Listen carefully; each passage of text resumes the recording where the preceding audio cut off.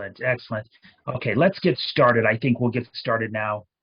Kelly says there's just a few more. So this is Essentials of Design Thinking. Congratulations for finding your way over here. We greatly appreciate it. There has been an overwhelming response to this design thinking class, this little seminar for 3 hours. So much so that we at WebAge offer this free classes about once a year. We offer a whole host of them. This is by far the most popular one on our list. So I'm super excited that you have found your way over here. So this is design thinking. Excellent. Here's what we're going to do. All right. My name is Nick Kramer. I will be your host and guide today to talk about design thinking. I am an Agile trainer and coach here at WebAge Solutions. I am a father of one 9-year-old child, a little girl, and I'm a fitness junkie. I do CrossFit. I actually am the training partner of the reigning 60-plus woman champion in CrossFit. So I train with her all the time, and she outdoes me all the time. So it's super exciting to work out with her. And I'm also a wannabe guitarist. I've been doing Agile coaching and training for about 10 years and enjoy it very much. Design thinking is not necessarily a new concept, but it's a concept that the scaled Agile frameworks have recently been pushing hard on adopting from a scaled perspective. And it's also a great skill for all product owners and teams to start developing so that they can learn if they're building the right product, how to solve real problems, how to create innovative solutions for not only their internal clients, their external clients, their stakeholders, all of that kind of stuff. Now, this is only a 3-hour class, and we're going to try to cover as much as we can to give you an understanding of what design thinking is and why you might want to pursue it further at your organization. So that's a little bit about me. I do have a co-host that will be helping me. Her name is Kelly O'Connell. She is actually still in the webinar, directing people over here, so that's great. So if Kelly jumps in, this is what she looks like. Here we go. While we get started here, what we're going to do is we're going to play this, do a lab exercise inside of Miro. So in the group chat, I'm dropping the link to Miro. If you wouldn't mind jumping over to Miro, I'm going to ask everybody to place some Post-it notes on the screen. So I'm going to share my Miro screen. Looks like this. You should see something that looks like this. If you want to take one of these yellow Post-it notes that I have, we're in the home screen here. Here's a direct link to the home screen. And I would like you to think about, if you had the opportunity to go back and tell yourself about the challenges that you would face during the pandemic, what would they be, right? Make one challenge per Post-it note. I'll actually put this over here. And we're going to use these for an activity throughout the rest of this course. So everybody could jump over, put some Post-it notes in there about if you had the opportunity to go back and tell yourself about the challenges that you would face during the pandemic, what would they be? So find a Post-it note. I'll put some more out here if you don't know how to create them. Here you go.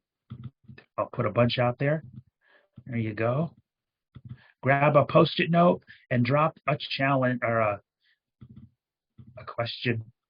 Answer the question. Grab an empty Post-it note. If you had the opportunity to go back and tell yourself about the challenges that you would face during the pandemic, what would they be? All right, I'm going to give you a few minutes here to think about that. We're going to need as many of these as we can get. While you're thinking about it, I'm going to actually put one out here. One of the challenges that I personally face, and I'm going to put the dentist. One of the challenges that I face is I have a genetic problem with my teeth where I have a issue and I need to see the dentist and have my teeth cleaned every 3 months. So during the pandemic where the dentist closed down for several months, my dentist closed down for 6 months, I had to find alternative ways to see the dentist and to take care of my dental needs. So that was one of my major challenges um, from the pandemic. All right, go ahead and keep them coming. Nobody is on mute. I mean, you're on mute. But if you'd also like to share a little bit about your challenges, please drop. It's open for conversation here for just a moment. I want this class to be as interactive as possible. Anybody want to share?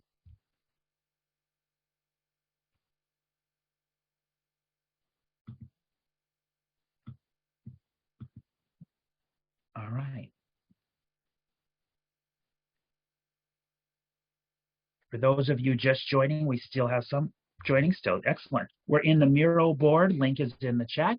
And we are adding a post-it note uh, for answering the question that's on the screen there. If you had the opportunity to go back and tell yourself about the challenges that you would face during the pandemic, what would they be?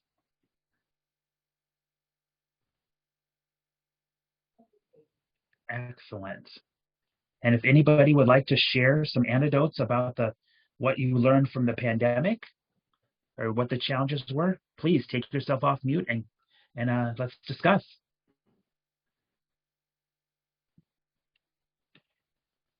I'm going to move some of these around so they stay inside of this box. So I'm going to make some just a little bit smaller. Got a lot coming out here.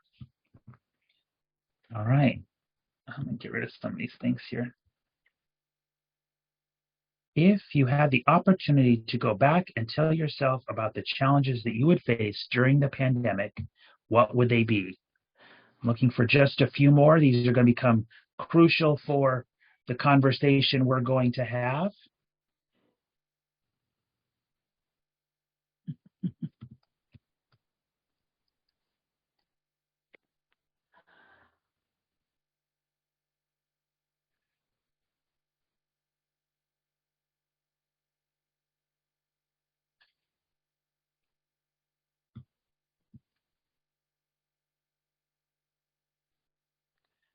Excellent. Okay, let's keep them coming. I'm going to give you just a few more minutes here. You know what we'll do? We'll put a timer on here. I'm going to give us 3 more minutes to answer the question. And please, if you'd like to share any anecdote, that's the right word, about the challenges you faced during the pandemic, please take yourself off mute and let's discuss.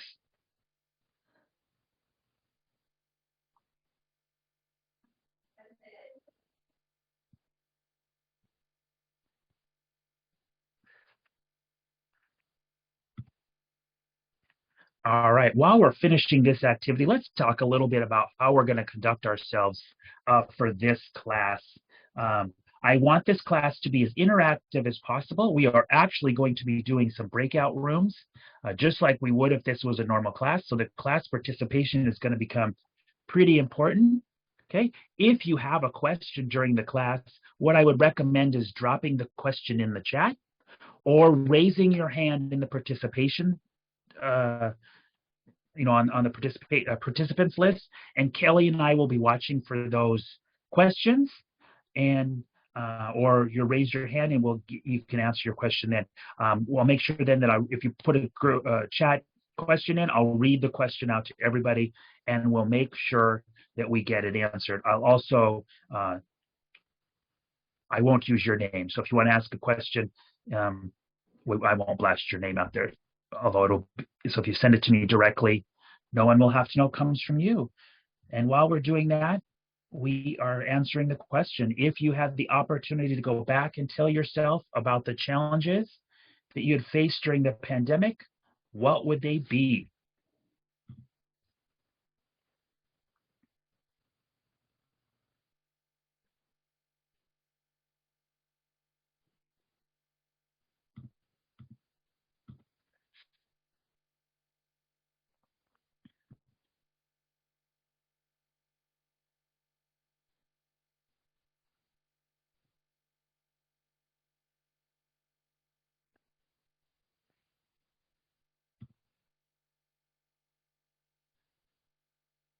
All right, let's keep them coming.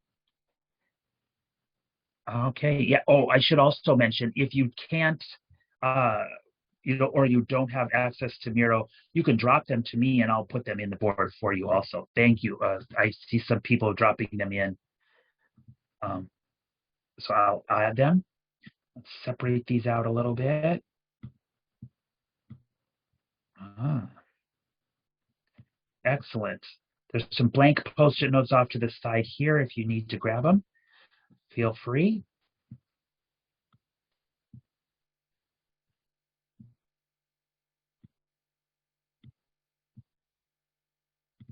All right.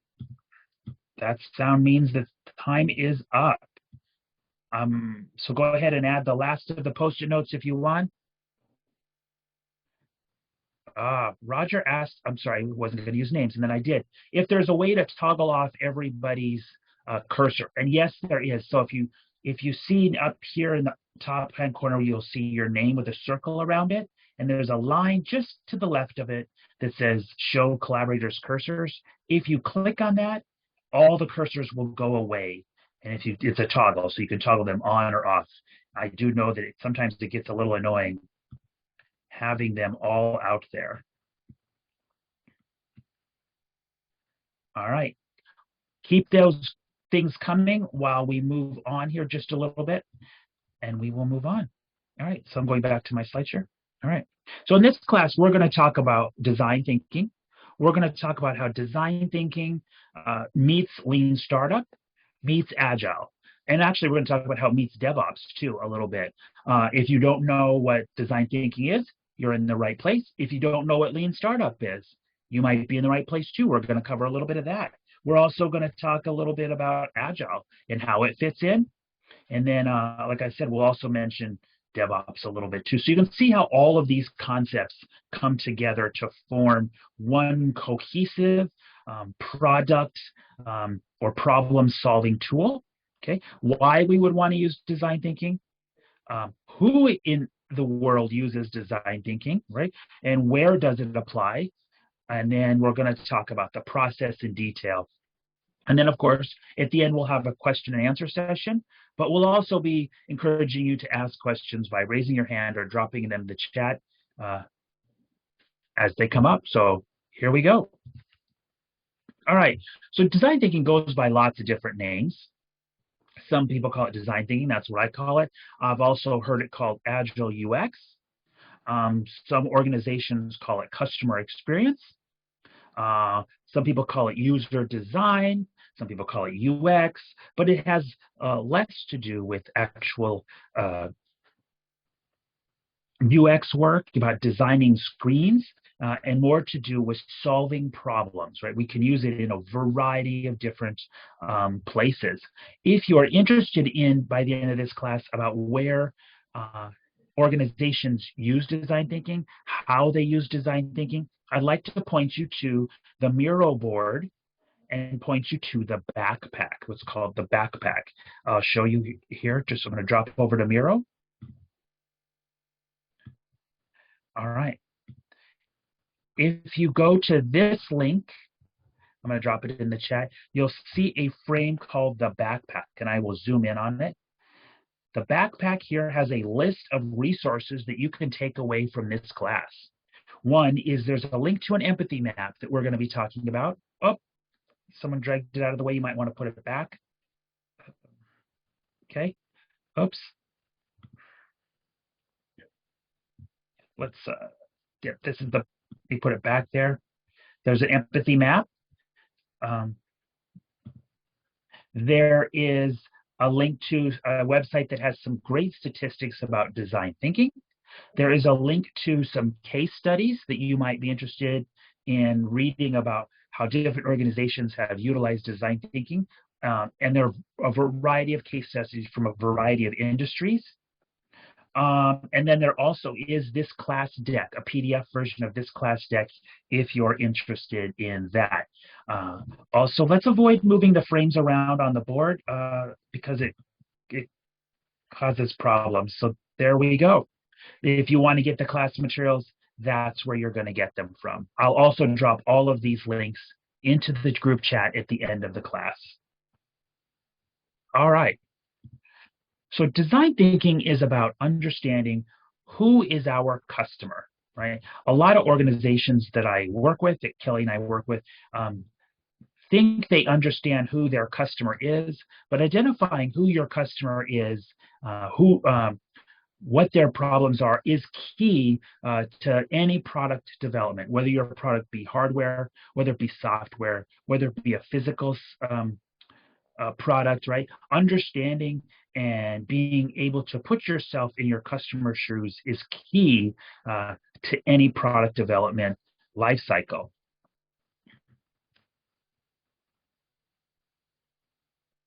So the first question we ask in the design thinking is, who is our customer? Okay.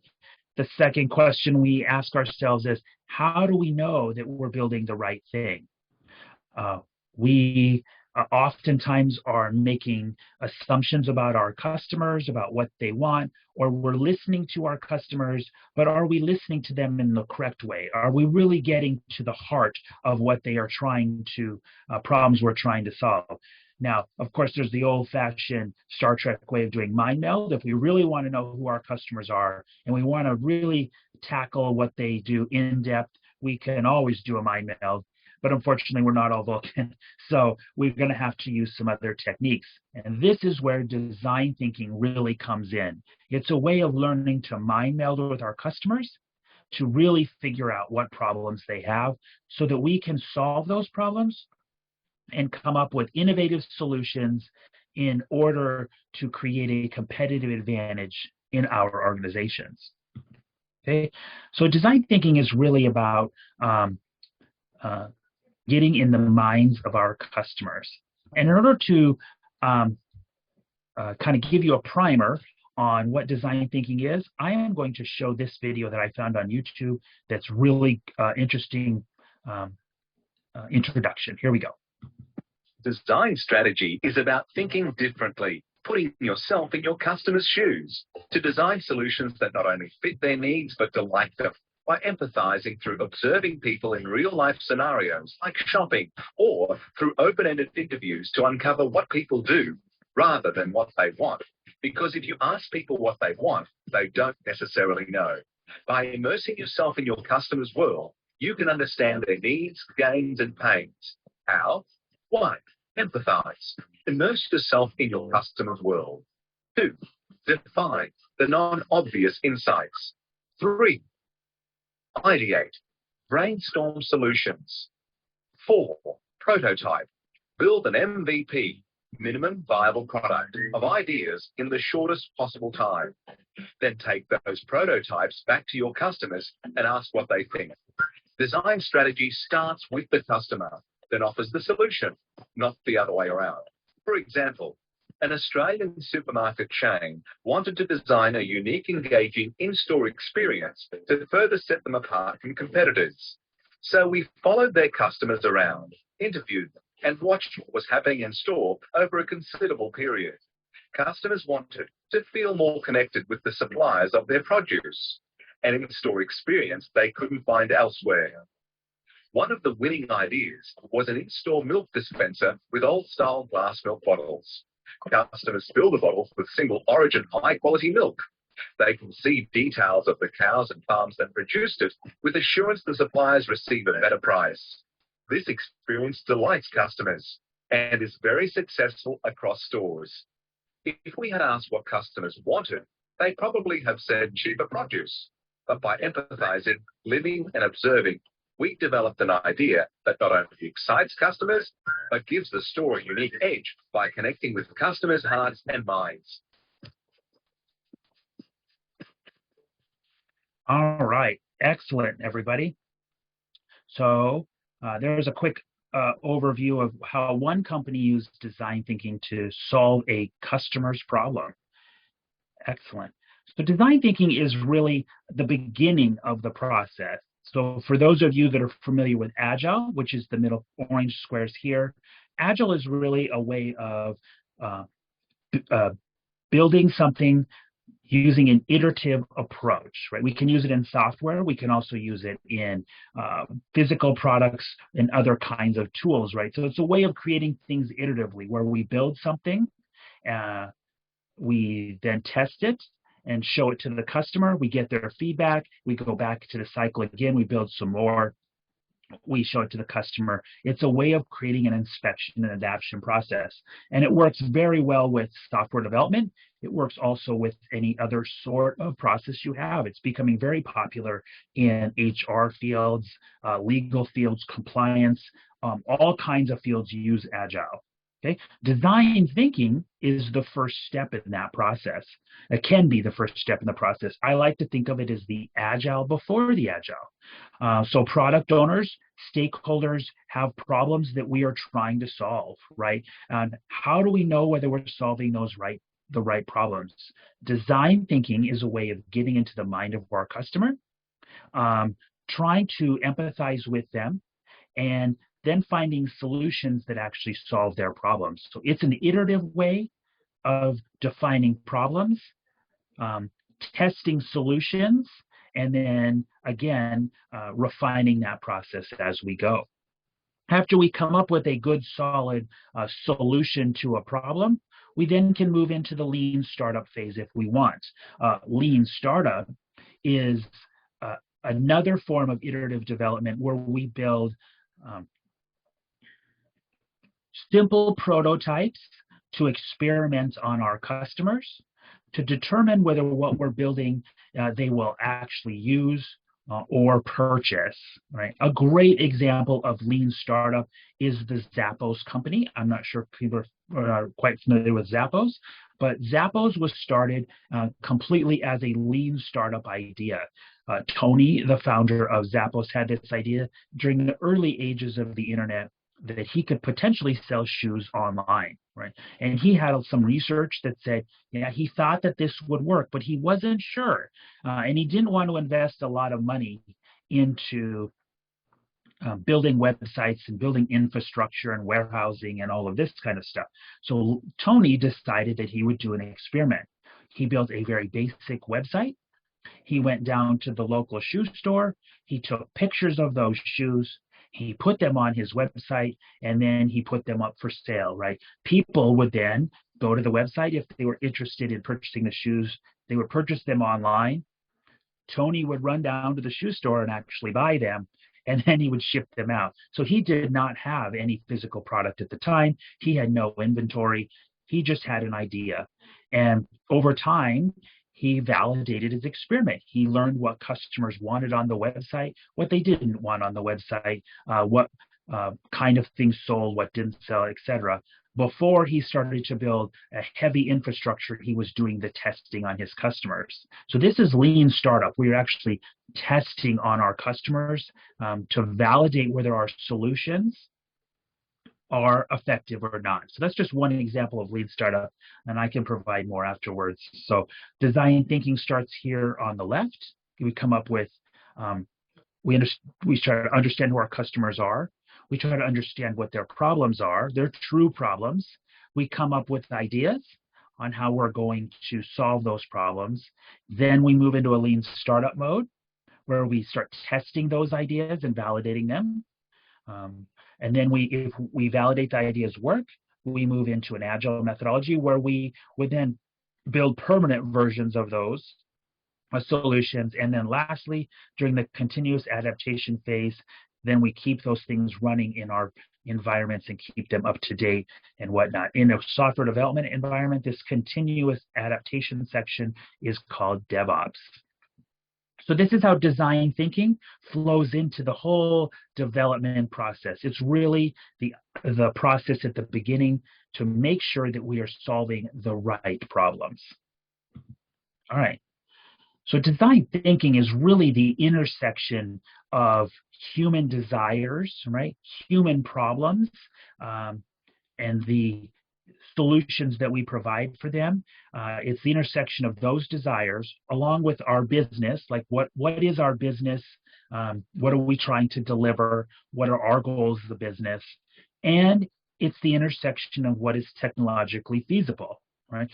If we can find those things, what problems we can solve that impact our business that are technologically feasible, then that intersection is the goal that we are trying to achieve. We're trying to achieve these solutions right here in the middle.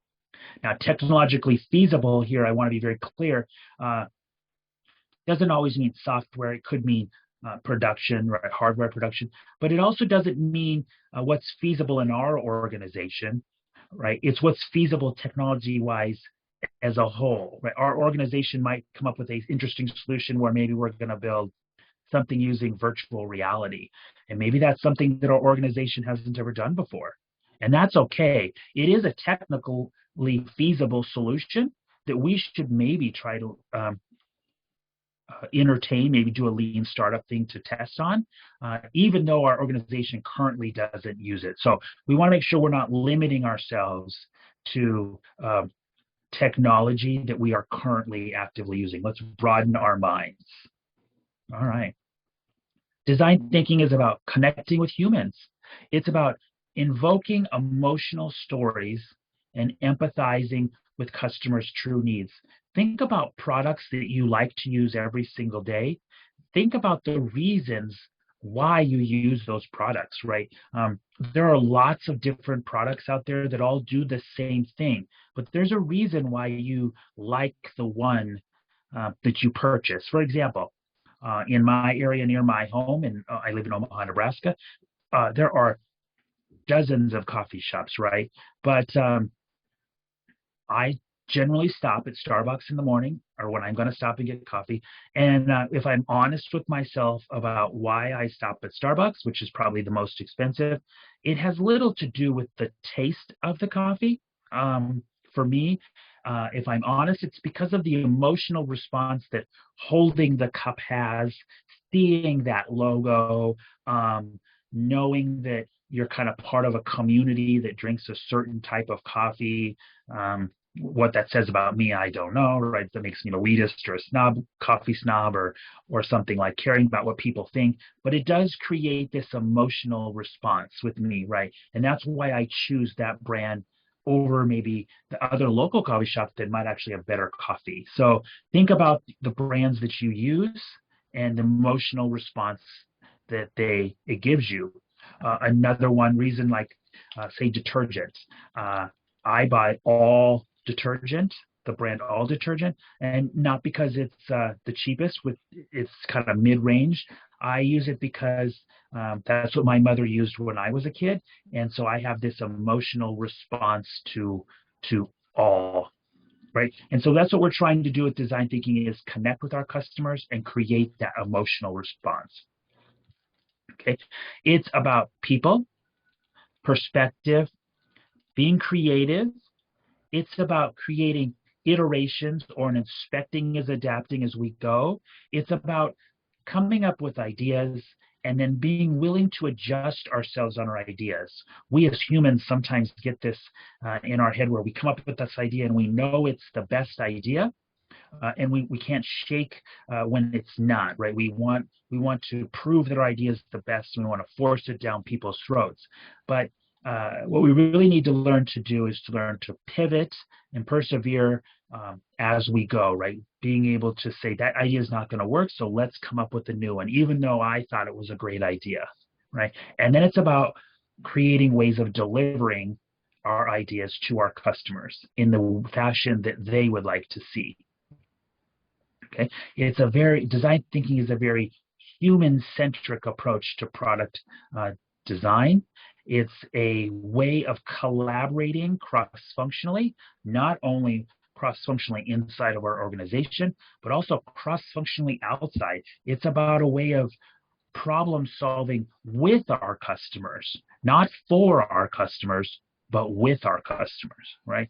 And it's biased towards talking. So that first step in the process I showed you before you go into lean startup is biased on having conversations and getting to know people. All right. Now, the Stanford School of Design has a very step-by-step approach that they use to doing design thinking. This is the approach that we like to teach. The first step in the process is we should empathize with our customers. Get to know who our customers are. Get in their shoes, walk a mile in their shoes, figure out what their problems are, what their likes are, what their dislikes are, what their pains are, and what, and all those kinds of things. So we're going to really dig in, and then we'll start to define problems for them. Okay, we want to make sure we're not defining problems before we understand our customers. Then after we define what the customer's true problem is, we start ideating through ideas on how to solve that problem, right? After we come up with some ideas on how to solve the problem, we then work through some prototypes. We build low fidelity mock-ups in order to then show those to our customer and test them out to say, would this make your life better? And the customer is going to say yes or no, or part of it will or part of it won't. And then we are going to actually, I'm going to jump one slide here, jump back through steps. So if our customers say, yeah, this will work, but only part of it, we might go back and come up with new ideas on how to solve the problem. Or the customer might say, this doesn't solve my problem at all. That means maybe we got to go back and re-interview our customers to understand our customers. Or maybe it means we need to go back and redefine the problem, right? So it's not a linear approach. It's a very non-linear inspect and adapt cycle. So when you're doing design thinking, a lot of people expect it to be this process that builds upon each other. So after, say, a month, we're going to have a solution, and it's going to be easy. It's step one, do this, step two, and it's we think of it as being linear when it's not. We have to be able to think about ourselves in more of a cyclical approach, being able to throw ideas out, add new ideas, merge ideas, revisit with our customers, right? So it's going to be a very sometimes turbulent approach to software development, or not even software, but development. All right.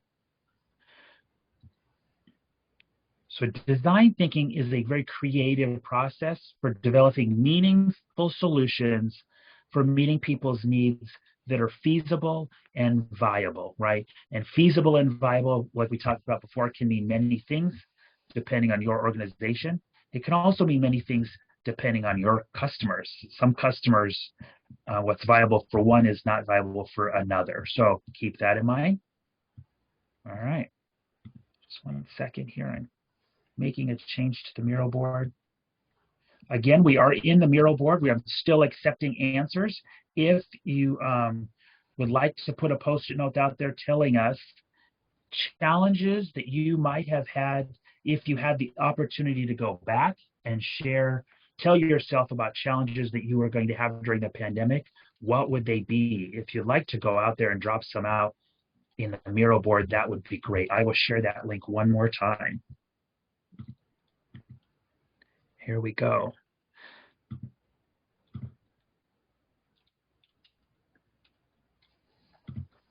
All right.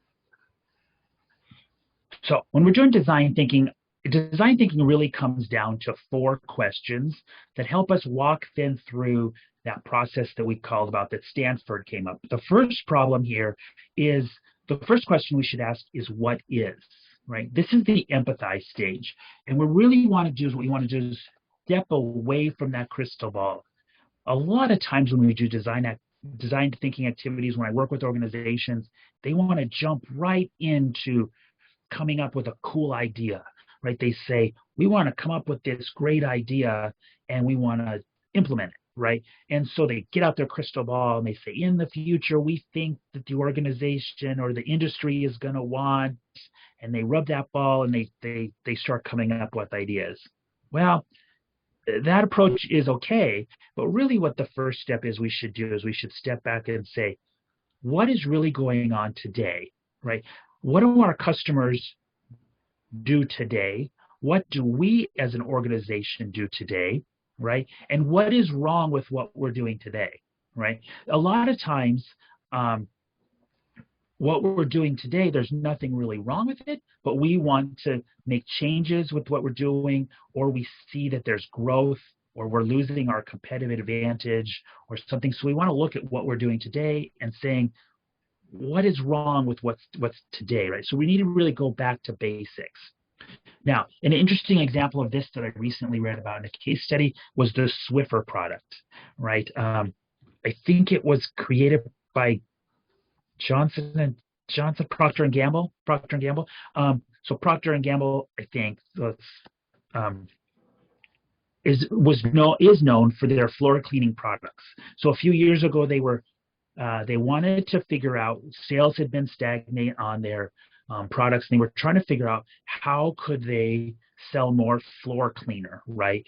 They had really good chemical products for cleaning floors, so they stepped back and they said, let's think about the floor cleaning business. What are we really trying to do with this business? And after some time, the solution became very simple, or the problem became very simple, is it had little to do with the cleaning of the products. The real problem they were trying to solve was to get cleaner floors, right? They were so focused on the product themselves that they had kind of lost sight of their goal, which was cleaner floors. So they did these design thinking activities. How can we get cleaner floors? Well, we've got this market cornered on the chemical part, the cleaning product part. So what else can we do to get cleaner floors? And so over some iterative approaches, they decided that what they needed was a better mop, right? Something that would take the products that they had built and help clean the floors. And this is where the Swiffer was born, right? The company took a step back and said, what is the real problem that our customers want us to solve? The customers didn't necessarily need better products. They needed better ways of cleaning the floor. So this is where they came up with new possibilities that actually lied in their current state. Okay, so we got to step back and say, what are we doing? And one of the best ways to do that is to go back and empathize with our customers, right? Go talk to our customers, validate that what we understand about them is true, or learn more about our customers. Over time, our customers grow, they change, they become more sophisticated, they get older, they might get younger, right? It depends on what our product is and what we're trying to build, right? If we are working with older customers, this generation of older people, say we're building technology, have a different understanding of technology than, say, the next generation come up, which would probably be mine, unfortunately, right? I can use technology a little bit different. So as your customers change, you're going to constantly want to learn how to empathize with them. Now, there are several techniques that we can use. We can observe them, right? We can engage with them. We can immerse ourselves with them, or we can find a way to do all three, right? So we really want to start learning, how can we empathize with our customers? And there are some tools that you can use. There's a journey mapping and mind mapping and value stream mapping, value chain analysis, and empathy maps. And empathy maps are the thing that we're going to talk about today, on how to learn how to empathize with our customers. So in order to do that, I'm going to ask everybody to join us in a group activity. Okay. Okay. So the group activity is going to work like this, and I'm hoping everybody will be up for the challenge of participating. I am going to go back over to the Mural board, and I'm going to share that link one more time. Here we go. There are 53 people in this, so I'm going to do 4 groups. Okay, group 1, group 2, group 3, and group 4. I am going to open out a breakout room and create 4 groups in Zoom. Okay, each group is going to, here's the under step 2 here. So we're going to, as a room, review the assigned area of the board, discuss the post-it notes, Group them together and categorize the Post-it notes and determine whether you see any themes. So group one, you are going to take these Post-it notes and discuss them as a group, right? Decide if there's any themes there that pop out. Um, and I just want you to review the Post-it notes here. Group two, you're going to review this section. Hopefully they're pretty even. We'll move this one over here. Group three, you're going to review this section. And group four, you're going to review that section. Now, when I open up the breakout rooms, you'll see that you're assigned a room numbering. Okay, so you're going to use the same group here. Room one will use section one, group two, section two, group three, group four. Okay, you can put any notes you want on this board that you want, or you can just talk and discuss. But the idea here, as we discussed right here, is to, as a group, review the assigned area of the board, discuss the challenges people had pre-pandemic, group them together, see if you can find any groupings and categorizing them, and then determine if there are any themes in your area. All right, so this is going to be our first group exercise. Are there any questions about this exercise? All right, we are going to do a readout at the end of this, so we'll have to assign one person of the group that is willing to explain what's going on. All right, I am in here, and Kelly is in here. I will be working with groups 1 and 2, and Kelly will be jumping into groups 3 and 4. So if you have any questions about the activity, there we go. All right, we have 7 minutes for this first grouping activity. Any questions? We will put a timer on there. Any questions? Go ahead and drop them in the chat, or go ahead and take yourself off mute and ask them.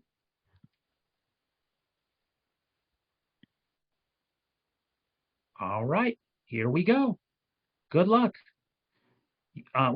Good questions. When I open up the room right now, it'll send you into a room saying room 1, 2, 3, and 4. I'm opening them now. You'll see which room you're in. Here we go.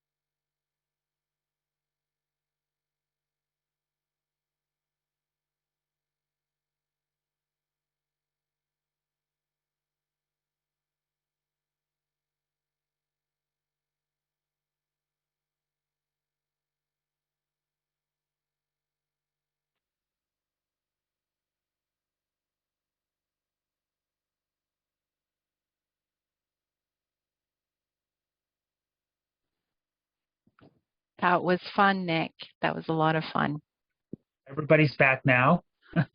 I know, let me just start off by saying, I know the tool can be challenging a little bit. Sometimes if you're not used to it, and I apologize for that. But all right, so I was listening in group 1 and group 2 a little bit. I heard some great conversation. Got some great categories of things there. So let's have each group kind of tell us what they boiled their themes down into, if we don't mind. So group 1, what themes did you come up with? What did your post-it notes? I'm happy to represent group 1. We saw 3 overarching areas: self-care, work-life school balance, and technology challenges. Excellent. Group 2, what were the themes that you saw?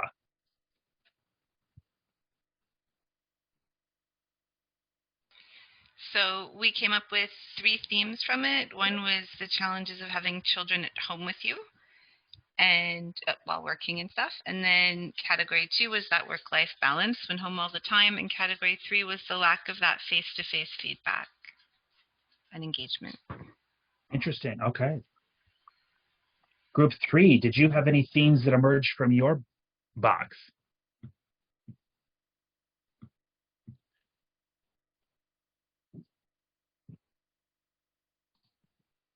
So this is Kelly. I was in group 3 for a little while.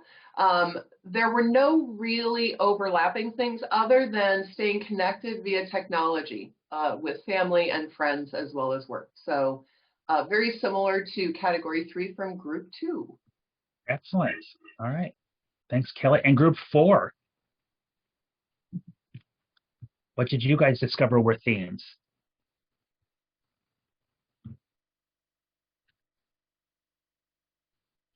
Anybody from group 4 want to be a spokesman? I think it was just personal care products. Such as? Personal care, I should say, not products. Yep. Such as like getting a haircut. Looks like that was a theme, childcare, that kind of stuff. Yeah. All right. Excellent. So for those of you that work in any sort of field or job where you have to do a lot of facilitation, this is a great technique that I like to use for brainstorming problems, right? So you can throw out any problem you want, or you ask people any topic you want. They get to put a bunch of post-it notes on a whiteboard. You can use a tool like this. You can even do, even a standard whiteboard when we go back to work in the office, and you draw some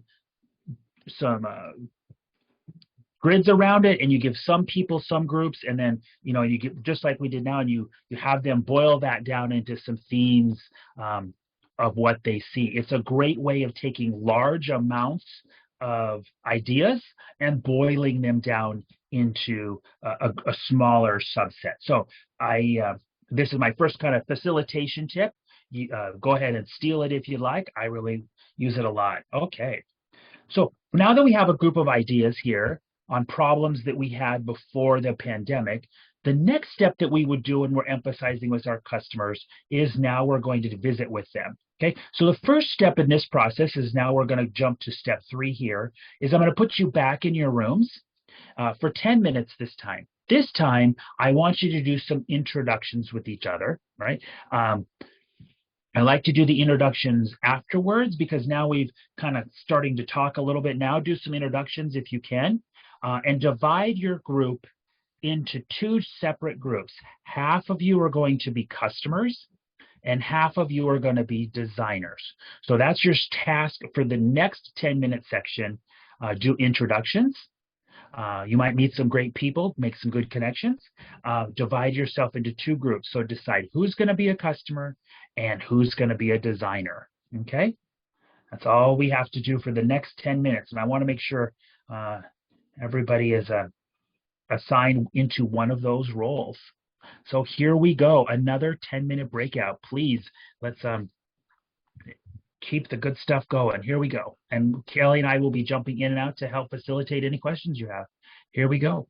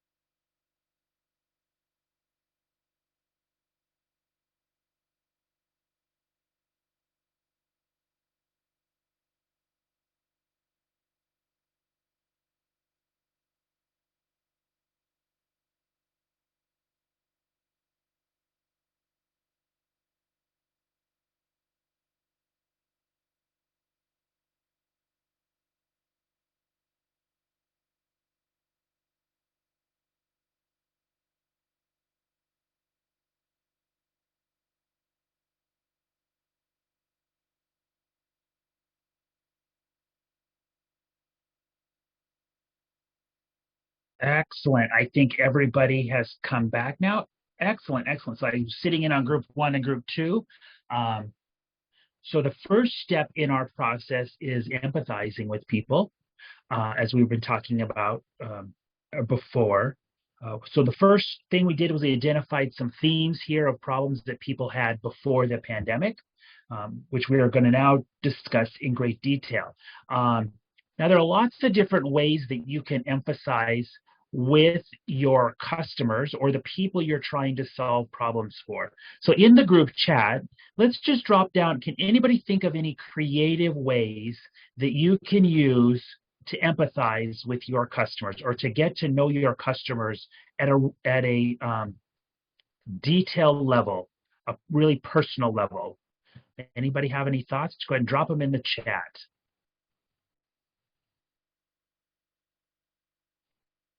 I'm also, while you guys are doing that, I'm so excited. There are so many Canadians in this class. So I love to teach classes in Canada. Kelly and I are both I live in Omaha. Kelly lives in Chicago. So any chance I can get to go to Canada, I do. So somebody said a questionnaire. That's a great way to get to know your customers, especially if you're looking for very specific feedback. As a great starter, questionnaires are excellent. Questionnaires and surveys are excellent ways to get to know your customers. Anybody else have thoughts?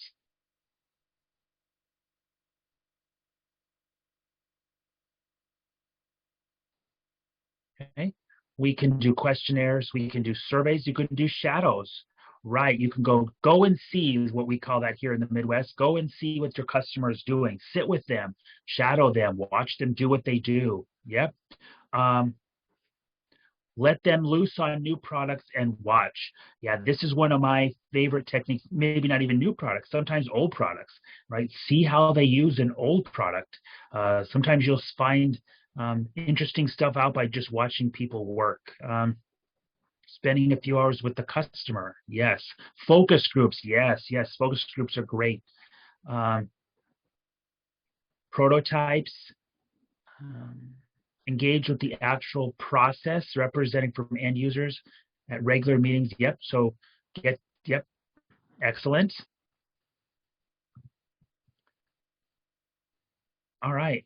So one of the tools that I like to do is to get to know my customers. So we as an organizations generally have an idea who our customers are, but I find when I work with a lot of organizations that we don't really sometimes know who our customers are, right? We know that it's this age demographic and we know that it's this type of person at a high level, but we need to learn how that person thinks, how that person feels, about the emotions they have with the problems we're trying to solve, about the emotions that they have around other problems, right? So I find the tool that we're going to use next is doing an interview, which is a lot like a go and see, right? But when we interview people, we want to keep our mind open, right? We want to we might have a problem in mind, so we've started to identify some themes here on our board of problems that we had going into the pandemic that we didn't know about. We want to keep those problems in mind, but we want to keep our mind open to new problems that may arise. So what we're going to do next is we're going to go back into our rooms, and this time, you'll see here, we are going to interview our customers. So those of you that were designers are going to interview your customers about the theme of the work that you found inside of your box, right? So interview them about that, ask them probing questions, ask why often, right? We've all heard of the tool of the 5 whys, right? Try to dig down into the root of what their real problem is. Try to understand how they feel. Ask them what did they learn about not only the problem, but maybe about themselves, right? So we're really trying to deep dive and to understand our customers from a really emotional level, try to understand really where they're coming from when it comes to this problem. Okay, I'm going to give you 15 minutes to do this interview. It's kind of be a group interview, so you'll have the customers, the designers asking the customers questions. You can keep notes inside the board if you want someplace, or you can just keep them on a post-it note, so on the side of your desk. But I really want you to get to know your customers and understand how they reacted to the problem and try to find the root of what drove the problem. Okay. I've done this exercise several different times.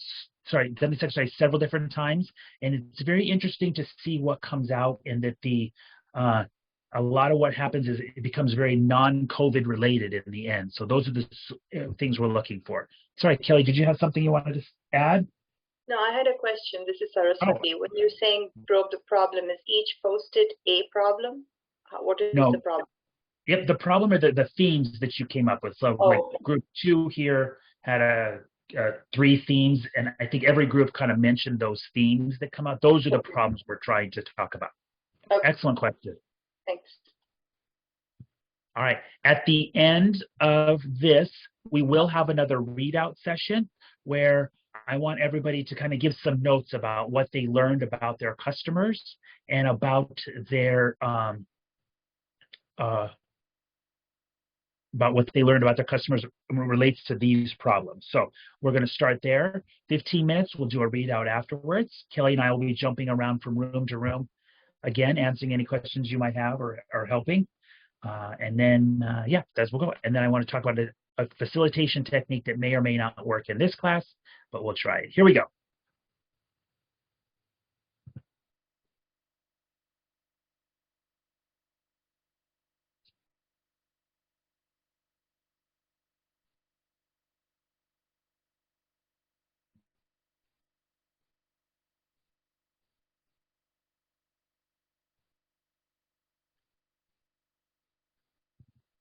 Atul, I see that you are here. Were you in a room before and lost it, or did you just join us?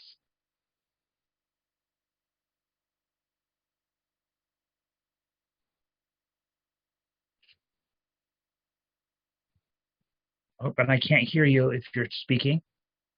You can drop it in the chat. Were you in a room before?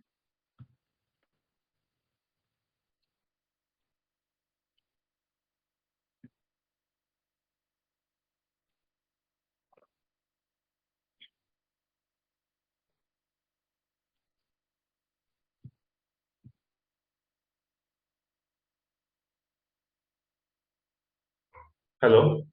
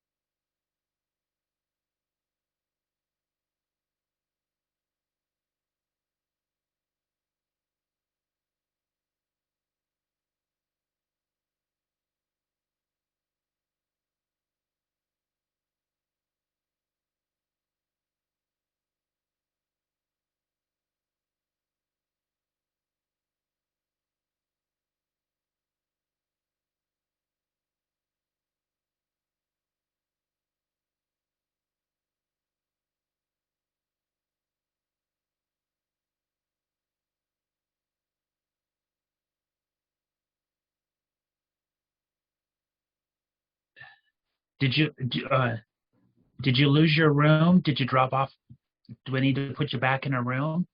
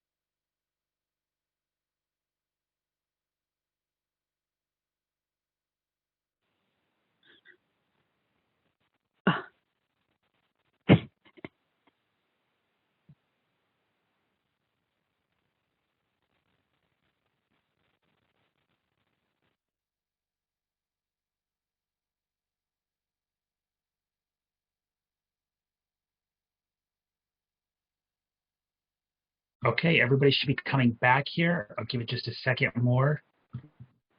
All right, we have just a couple more activities here to do. Oh, that's wrong. Here. So the next activity that we're going to do, so now you should have interviewed your customers. The designer should have interviewed the customers. Remember, when you're interviewing, you want to, in this stage of the design process, the design thinking process, we're really just getting to know our customers and their problems. We're really not coming up with solutions just yet, right? We're just trying to figure out in our real world, how they use our existing products, what they do, what they don't like, what problems they have. So we want to avoid solutioning. But the last step in this process, of this activity anyway, is we're going to do create an empathy map. And an empathy map is a great way to visualize what you're learning about your customers. Now, in the real life the real world, you might have multiple personas that you are working with, or multiple different types of customers. So you might actually have multiple empathy maps, right? We're going to create one empathy map. You could create two if you wanted, but we're going to create one empathy map that describes kind of a conglomerate of the customer that you are interviewing in your group session. So an empathy map looks like this. I'd ask questions. We go clockwise, right? We say, who are we empathizing with, right? Who is the person that we want to understand?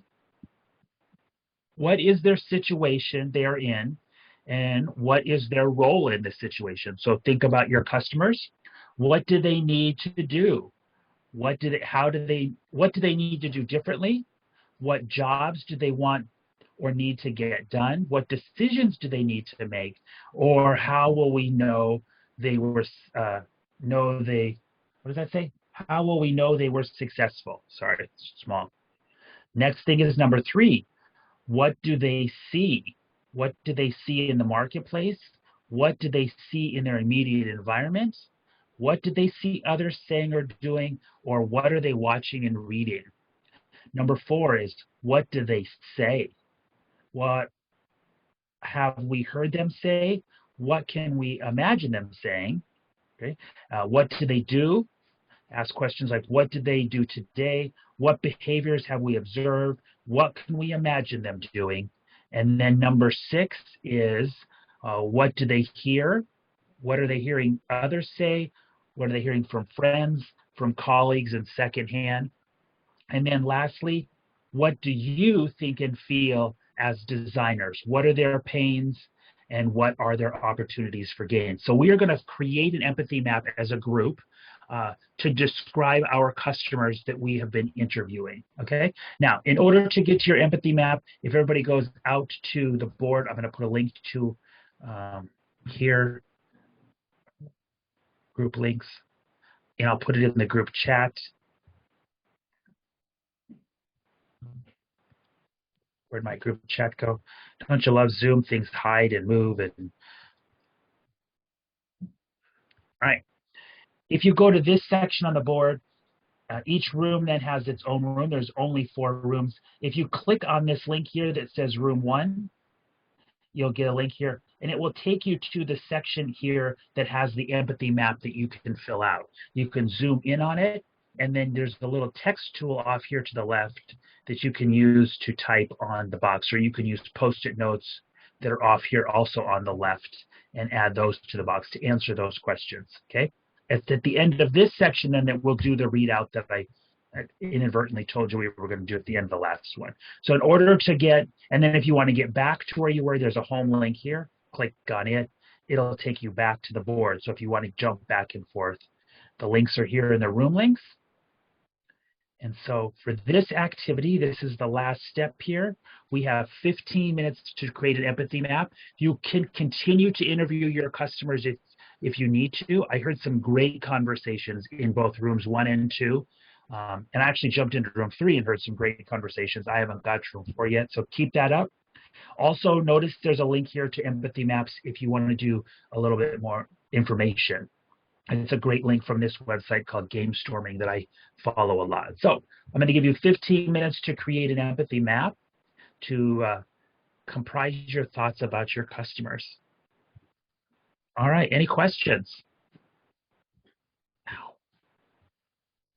Okay, here we go. I'm super excited to see what you come up with for your empathy maps.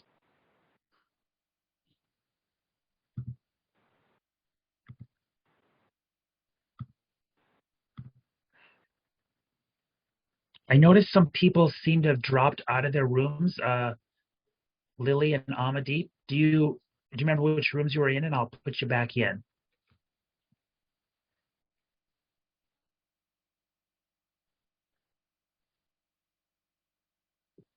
So if you're not, go ahead. I was just trying to unmute myself. I was in room 1. Room 1. Okay, here you go. Yeah. Thank you. And Lily, are you there? Do you remember which group you were in?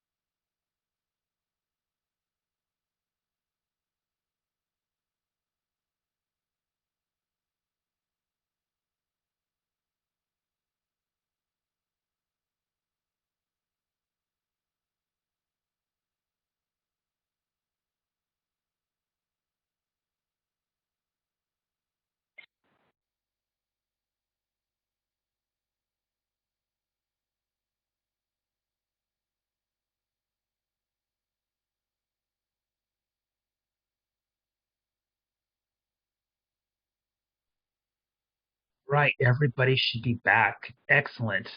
Excellent conversation there. So the first step, remember the first question we should ask when we're doing design thinking is what is, right? We should be learning about what our customers, who they are, what drives them, um, what their needs are, what they like, what they don't like. And this empathy map is a great tool. So this is the first kind of thing that I want you to, save this link that I put in the link section, in the backpack section. I'll also drop it inside of the chat here in just a moment.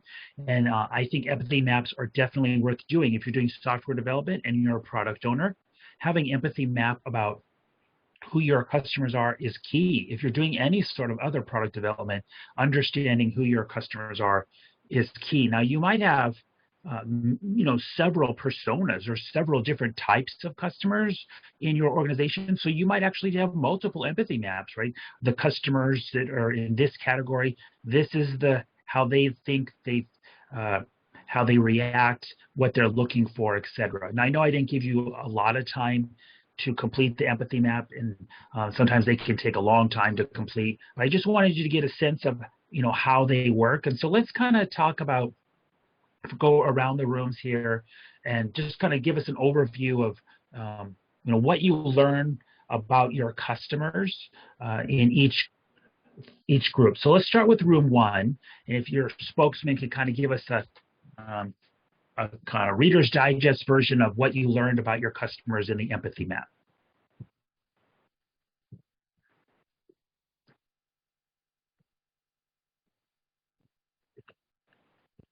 Anyone from group one want to be the spokesman? Hi, Nick. This is Corey. I'm from group one, and we had a really great conversation, but we are a big group of a bunch of analytic business operations analysts, and so I think we thought big throughout the process. We started by diving down and focusing on the customers that were parents who work from home with children at home. Some need help because they're little, some need help because they're attending virtual school. So that was who we were emphasizing with for number one.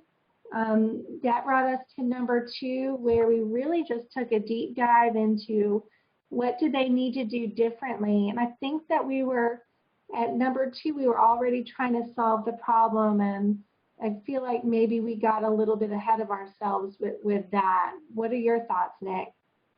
Yeah, so in this phase, we really probably shouldn't be solving it. And it was the question I was going to ask you when you got done speaking. Actually, since you said you're a bunch of analytical people, I was going to ask you, did you have a hard time not solutioning? And so it gets you answer to that question.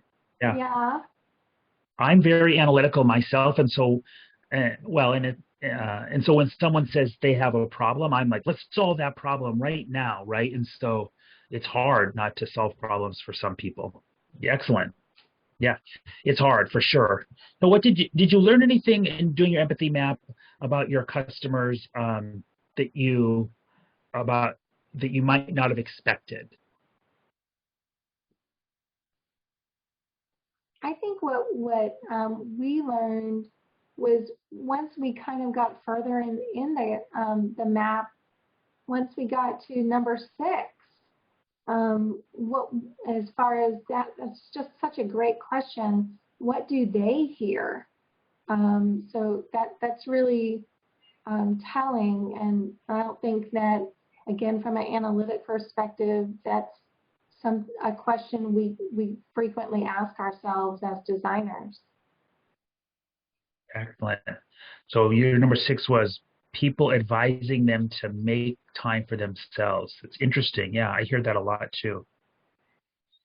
So this was all about prioritizing time, blocking time off. I see. Okay, excellent work. Room 2, what did you discover doing your empathy map? Well, I can't believe we're already 2 hours into this class. What did you discover?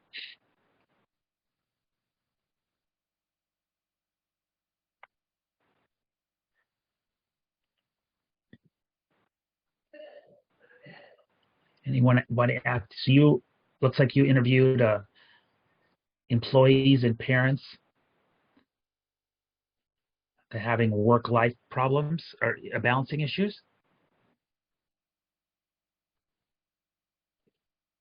All right. I know the group 2 had great conversations because I listened to your room most of the time. Group 3, Yeah. what did you guys learn about your customers?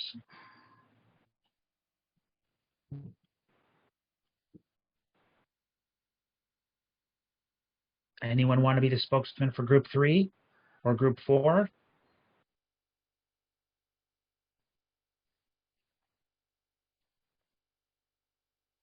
You got shy people in these 2 groups. Sorry, I had trouble unmuting myself. This is group 4. This is TJ. And I hope I didn't cut in for somebody from group 3. You were group 3? I'm 4. I'm group 4. All right. Well, tell us a little bit about what you guys discovered in your empathy maps. It's interesting because we had started off with the theme of self-care, and during our interviews, we found that a lot of our team members are actual people of action. They take control and they find solutions. So coming to the crux of the thing, it ended up being that the issue or the challenge they were facing was not necessarily self-care in the sense of taking care of their physical bodies. It was more related to emotional needs where they had challenges connecting with people. So the empathy map that we built was around people people who switched to remote learning or remote working since COVID, and that took away their face-to-face or personal connections that they had with people. And like other group 1, we also had gone down the road of starting to get into solutioning, and we had to pull ourselves back into, okay, we don't solution, we talk about what the issue is and start to delve deeper into that. So we went down that road. Do you want me to continue on? Interesting. Yeah, it's hard not to solution, especially those of us we're problem solvers, right? A lot of us are problem solvers. That's what we get paid to do, is problem solving. We are definitely going to do the problem solving parts. We're just going to do it, at a later phase. So excellent work, everybody. I hope that I'm going to go over here and I'm going to copy these links so that you have them. Oops, didn't mean to do that.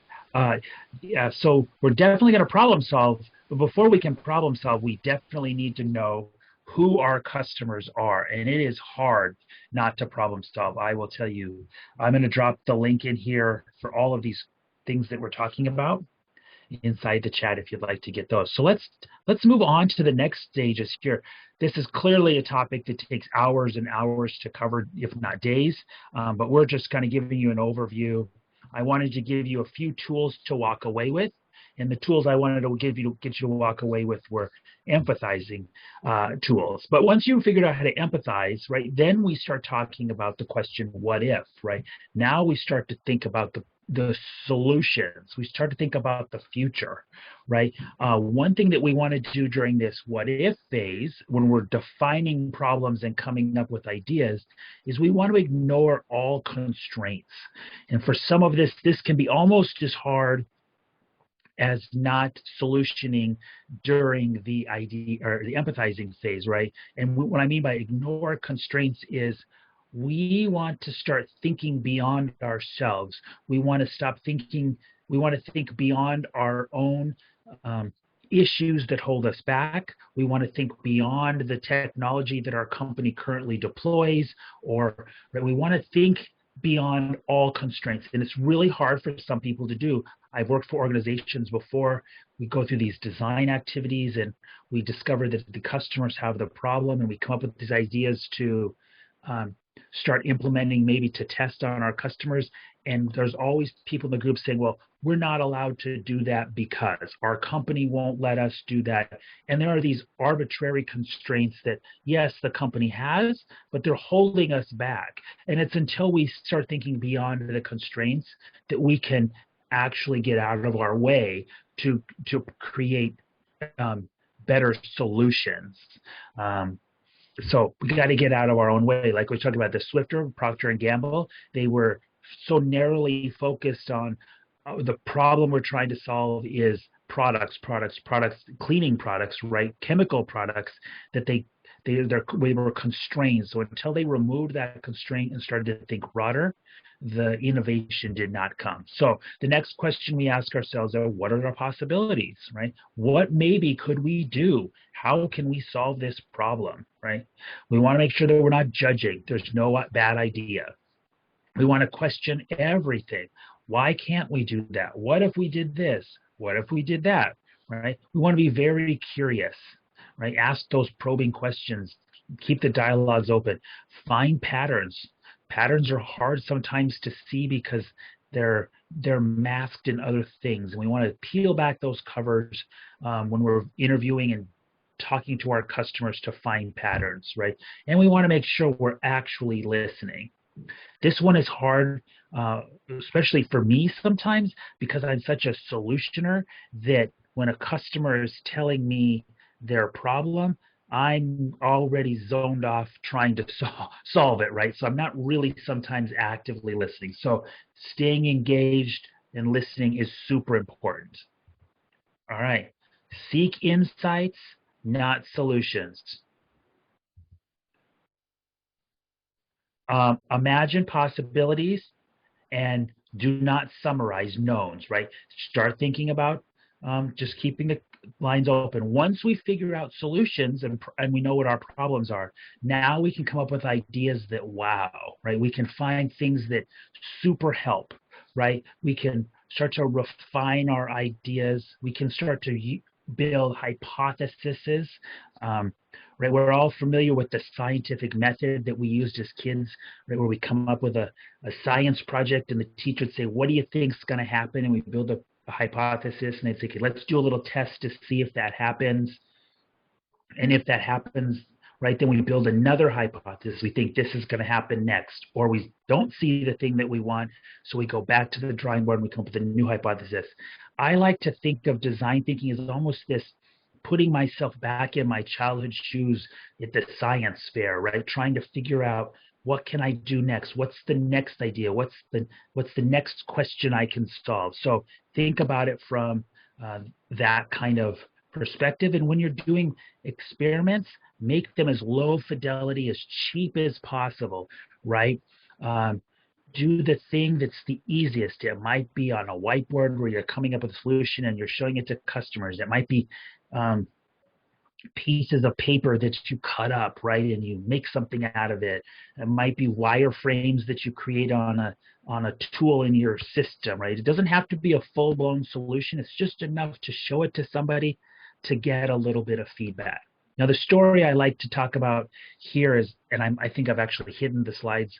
I have a friend who designed a gym bag that's been started a gym bag company, and I was part of his design thinking customer from the customer side, and he was constantly taking old gym bags and cutting them up, duct taping them back together, putting cardboard around them.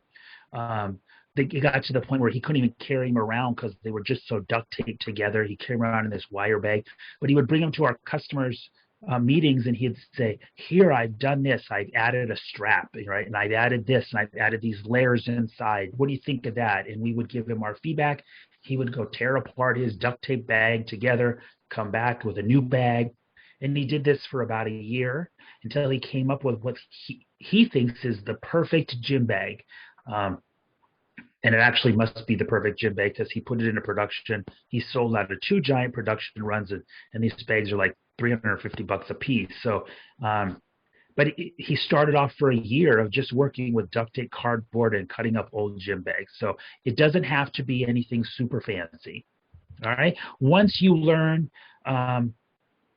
your low fidelity, right, what wows, then we start to figure out what works. Sometimes the thing that we think the ultimate solution, the coolest solution, we got to start testing that. We show it to our customers. We get their feedback. We might even kick off a lean startup cycle like we talked about Zappos doing. Right? Experiment on our customers, show certain customers one thing, show other customers another thing, and see how they react to it. Right? Do A/B testing is super important.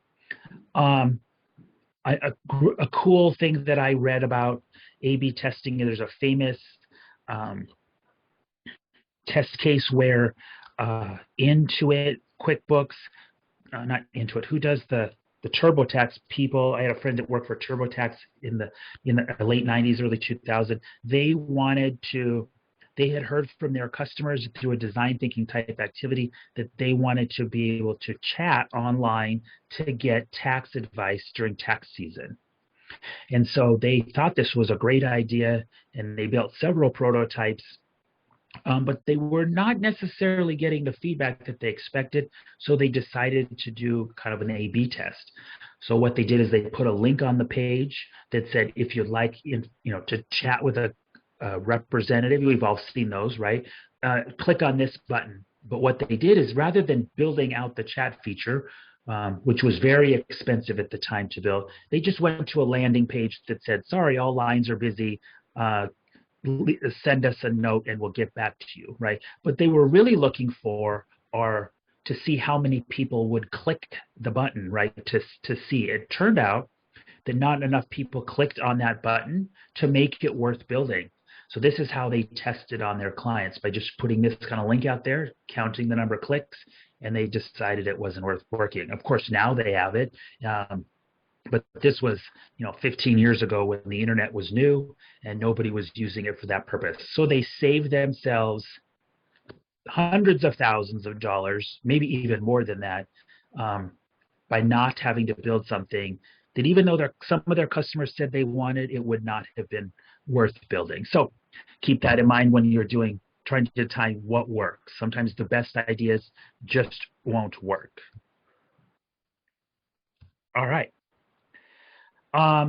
We also want to start thinking about radical collaboration. And radical collaboration is when we get our teams cross-functional, working with the customer themselves, right? Getting the people that actually do the work to talk directly to the customer, right? This is radical collaboration.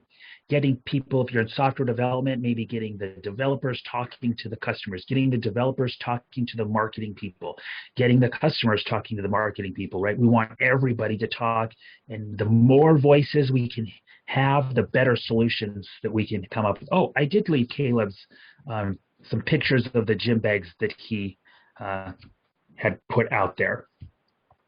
And since I did steal his pictures, his bag is called Haven. If you'd like to buy one, there you go. We'll just pitch it.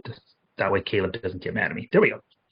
So it was a great design thinking thing. Okay, we want to make sure that we're following the design thinking process, but remember that the process is not necessarily linear, like we talked about.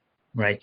The first phase of the process is always to empathize, right? Figure out who our customers are, observe them, engage them. We talked about some of those ideas. We did empathy. We did an empathy map, right? We want to try to get people's ideas down and boil them down to their basic needs. This is what empathy is about. And there is this, hierarchical needs, right? We have physical needs. We have safety needs, we have love and belonging needs, esteem needs, right? Self-actualization needs. And we need to make sure that we're, depending on which problem we're trying to solve, that we know which need we're trying to solve and where people fit inside of their actualization. So it's very important to understand our customers. Once we have our problem, we've talked to our customers and we've started interviewing them. Now we start to pull out and define what our actual problem is. And so we're running out of time, and I wanted to do an activity to talk about defining the problem. So each group had kind of a theme that they were working against here. And I'm curious, did the theme that you were working with, did it end up being the actual problem, or did you narrow it down to a more specific problem or a more specific theme than the original generic one that you had? Any thoughts? Did you come up with an actual, an underlying problem that was being masked?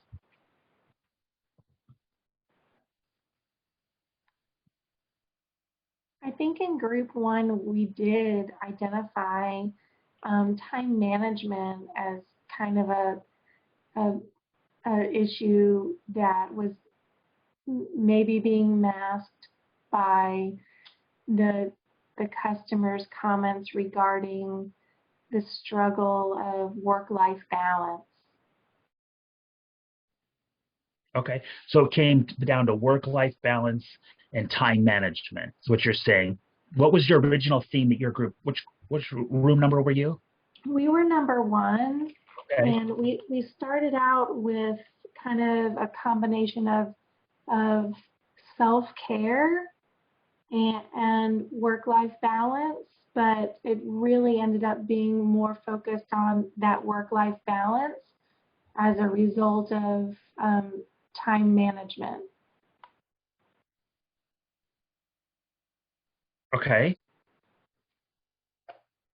Interesting. So you actually, that's good. Anybody else define a problem other than what you had So before? in group 2, I don't think that we don't have it like written down yet, but I think some of what we saw coming out was we had a similar topic of that work-life balance and parents and children at home during lockdowns. And one thing that kept coming out, I'll say more as a theme, but really seemed to be kind of part of that problem, was boundaries. How do you set the boundaries between those things when they're all in the same place? So the problem was really, how do you divide those things when it's all in the same place at the same time? So physically, time-wise, so some of that time management, I think, similarly themed, but also even physically, separate spaces, those kind of things. So it was kind of a problem of like setting boundaries.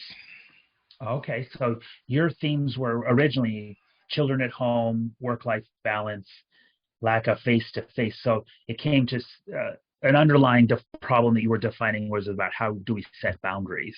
Excellent. I like it. What about the other two groups? Did you define a problem that maybe didn't necessarily look like it was when you first started off?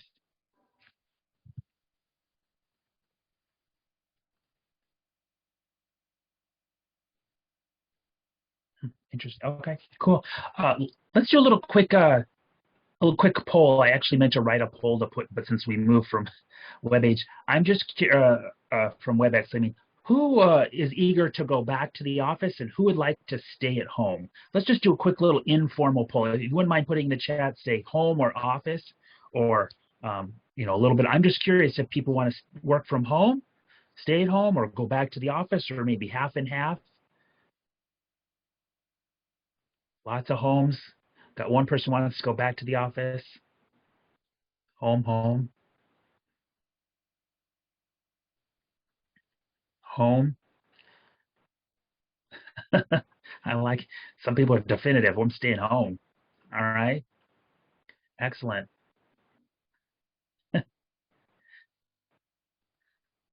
I have to tell you, before all the pandemic started, I worked from home before. I've always worked from home. I travel. I'm an instructor and coach and things. So I would I travel a lot, and I work from home on the days that I wasn't traveling. When I ended up we ended up in the pandemic, I actually rented an office so I could get out of my house.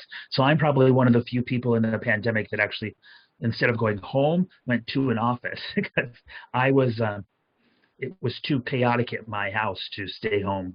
Too much distraction. Anyway, interesting. Great. Thanks for participating. That's pretty cool. All right. So you've got to define your problem, right? Once I give a little thing on here, kind of how to define your problems. Problem statement, like who has this problem. This would tie back to your empathy map, either one or more of them. What are their true needs, which you're just started to define, right? And then maybe what are their long-term or short-term goals, right? Those of you that do Agile, notice also that these are very close to how you would write an epic or user story. So these things start to merge together. So once you start to define these problems, you kind of want to keep them in, start thinking about them maybe in terms of epics and user stories, even if you're not doing software development, right? Think about who's the problem for, what problem do they have, and why do they have it? So start thinking in terms like that. It's very useful. And if you're doing software development in an agile fashion, right, once you kind of get these things up, it becomes easy to port them over to the team. Then we want to ideate, right? We want to brainstorm ideas and start to pick ideas that we like. Remember, the idea of brainstorming is no idea is a bad idea, right? Even the bad ideas, sometimes when I do innovation events at organizations where we do we do sometimes these contests at organizations where in a month time, we let the teams pick a problem, and then they get to define solutions, and then they present them to a group of people. It's like a contest. We do a lot of these. They're a lot of fun. I always find that when we do the brainstorming sessions with the team, that somebody on the team will say something that is the kookiest idea ever, right? And everybody kind of rolls their eyes and they laugh at the guy because he said, "Oh, we should do this," right? And you're like, yeah, that's funny, huh? But in the end, the idea that they end up choosing to work with actually takes a big influence from the thing that they made the fun of the guy of the most. It may not be that idea, but they take a hunk of that idea and bring it into their final solution. And I actually find that the teams that win these contests are the ones that took the idea of the guy that seemed too far out there, right? So no idea is a bad idea. And so once you do that, you pick on a couple ideas. Now we want to start prototyping those, right? Take those ideas. You can be running on multiple ideas at once. Start prototyping them, right? Start figuring out by using all these steps that we had before, what is going to work and what's not going to work, and start creating those low fidelity prototypes, and then start testing them on the customers. Like I told you, Caleb brought us in the bag, and he would say, "Do you like this? And do you like that?" And we would say yes and no, and what about this? And all kinds of great ideas. He would come back around, right? Like I told you that, TurboTax had the idea. They started prototyping it. They started testing on their customers. And some of the littlest ideas can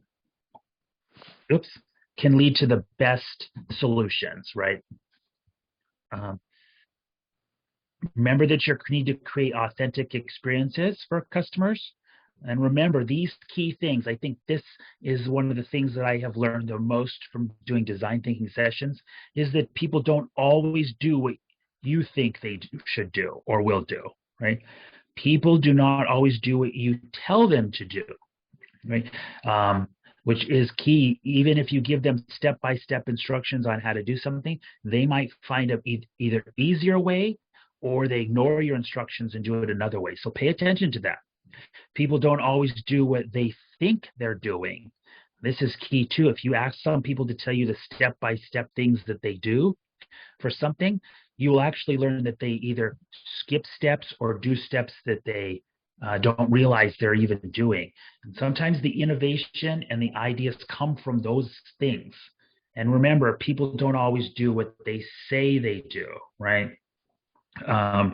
So observation, empathizing, testing, observing, all of these things become super important before you even build the solution. All right, remember, it's a nonlinear process. Okay, now I want to talk about a few statistics here, right? So design thinking, it seems like a lot of extra work to some organizations when I work. Like, we don't have time. We don't have time to take the effort to get to know our customers. And in reality, the truth is you cannot afford not to take the time, right? 75% of organizations, top organizations, say that they engage in design thinking, right? 71% say that they create 10 times the number of assets, meaning they create 10 times more ideas for which they can choose from, right? And that makes their process more, 69% say makes their process more efficient. It's a great way of finding better solutions, right? It's not just for website design, right? And it's not just for creatives. It's not for just for UI UX design. It's not for finding quick fix solutions. We're trying to find long-term solutions for real problems, right? And it's not just for products. It can be for anything. It can be for process design. It can be for human management, human resources. It can be for legal stuff, right? Compliance, anything you can think of, design thinking can work towards. Okay, so who uses design thinking? I think the better question is, of the big companies, who doesn't use design thinking, right?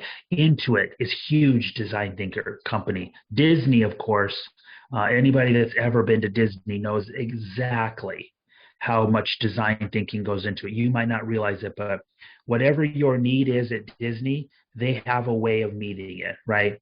I took my kid to Disney not too long ago, and it was always amazing that whenever I seemed to need a bathroom, it was right here. Whenever I seemed to need a something to drink or eat, it was right here. Of course, they're going to, charge me an arm and a leg for these things, but they think through everything when it comes to design, right? Apple, of course, is a huge design company that uses design to drive their products, right? So there are a good statistic that I want to point out here is 10% of the Fortune 500 companies say that design is their number one priority. Okay, so that should tell you, those are the huge companies: Apple, Tesla, Amazon. Amazon claims that they spent, I think I have a statistic in here. What is it? I'll find it. If you're doing website design, there are statistics that say a well-designed user interface can raise your conversion rate by 200%, right?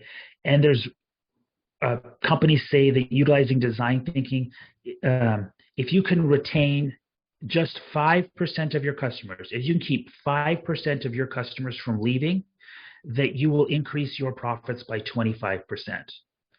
There is not a board of directors in the entire country, Canada or the United States, that would not take a 25% increase in profit. There's not a single one, right? And all we have to do is retain 5% of our customers. That's a huge lift for a small amount of work that we can do, right? Every dollar invested in design thinking or UX design thinking returns $100 in return. That's a $9,000% return on investment. That's huge. Okay. Developers spend, if you're doing software development, developers say that they estimate spending 50% of their time reworking projects because of poor design. Because we didn't actually understand what our customers were going to do, we made too many assumptions that the developers have to go back and do 50% of rework. So think if we could cut that amount of rework down, how much more satisfied our development teams would be and how much quicker we could deliver software, right? And fixing those errors that we made in that process costs 100 times more. So if we can just cut down the amount of rework, because we know now what our real problems are, we can save millions of dollars a year. Okay. Oh, here's that statistic.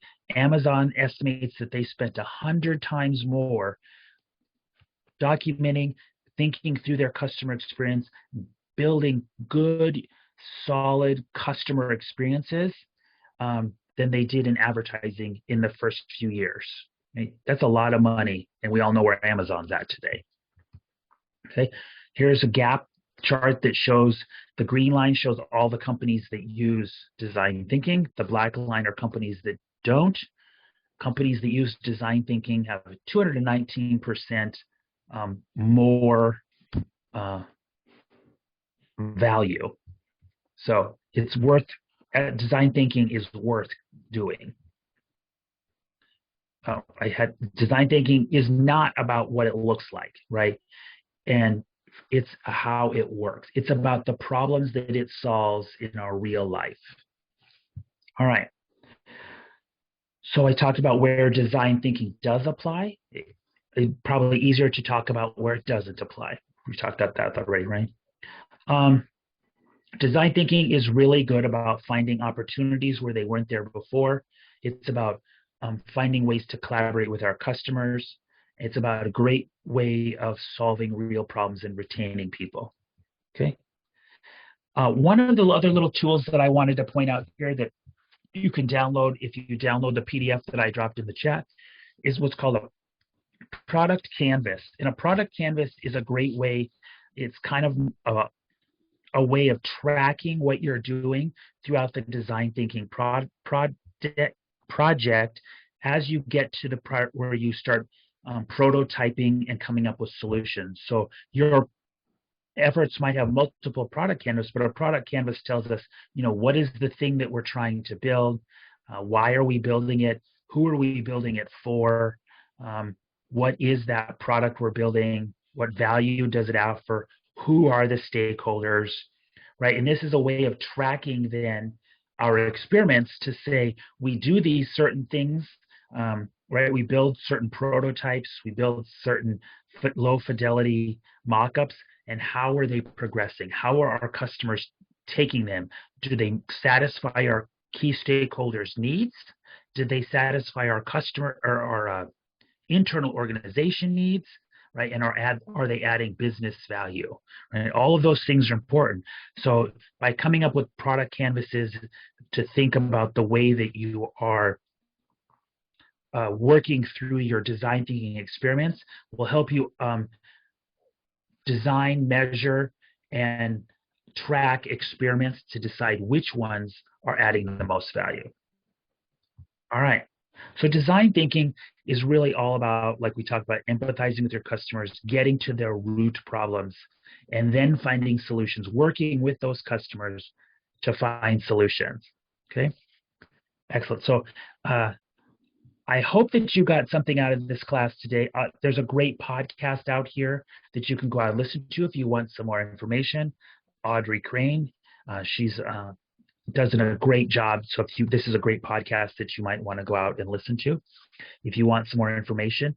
Kelly and I are always around for more information. You can always contact one of the WebAge consultants, and we'd be happy to talk to you about further design thinking classes or design thinking events that we can facilitate for you. But what I'd love to do right now is open the class up for some questions. You can either drop them in the chat, or I'd really also like to hear about other people's experiences with doing design thinkings. Have you done them? Have you found good results with them? Did they fail? What could you have done differently? So let's just kind of open it up for the last 30 minutes to have a general conversation. Go ahead and drop questions in the chat, take yourself off mute, whatever you'd like to do. In the meantime, if you don't have any question, I'd like to thank you all. I'm going to stick around. We can answer a question. I'd like to thank you all for coming, and I hope that you picked up a few different tools. Empathy maps. I gave you those links to statistics. I gave you a copy of the product canvas if you're interested in that. So hopefully you walked away with a few things today. Questions?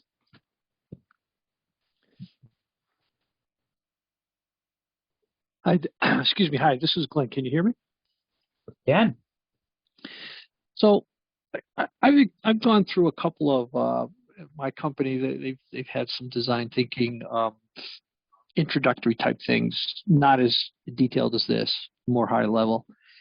And one of the things that I get stuck on a lot with this is, and it happened again here today, is when you talk about the prototyping process. And when I started out in my career, and I'm in software and IT, and I used to hear, "I don't know what I want, but I'll know it when I see it."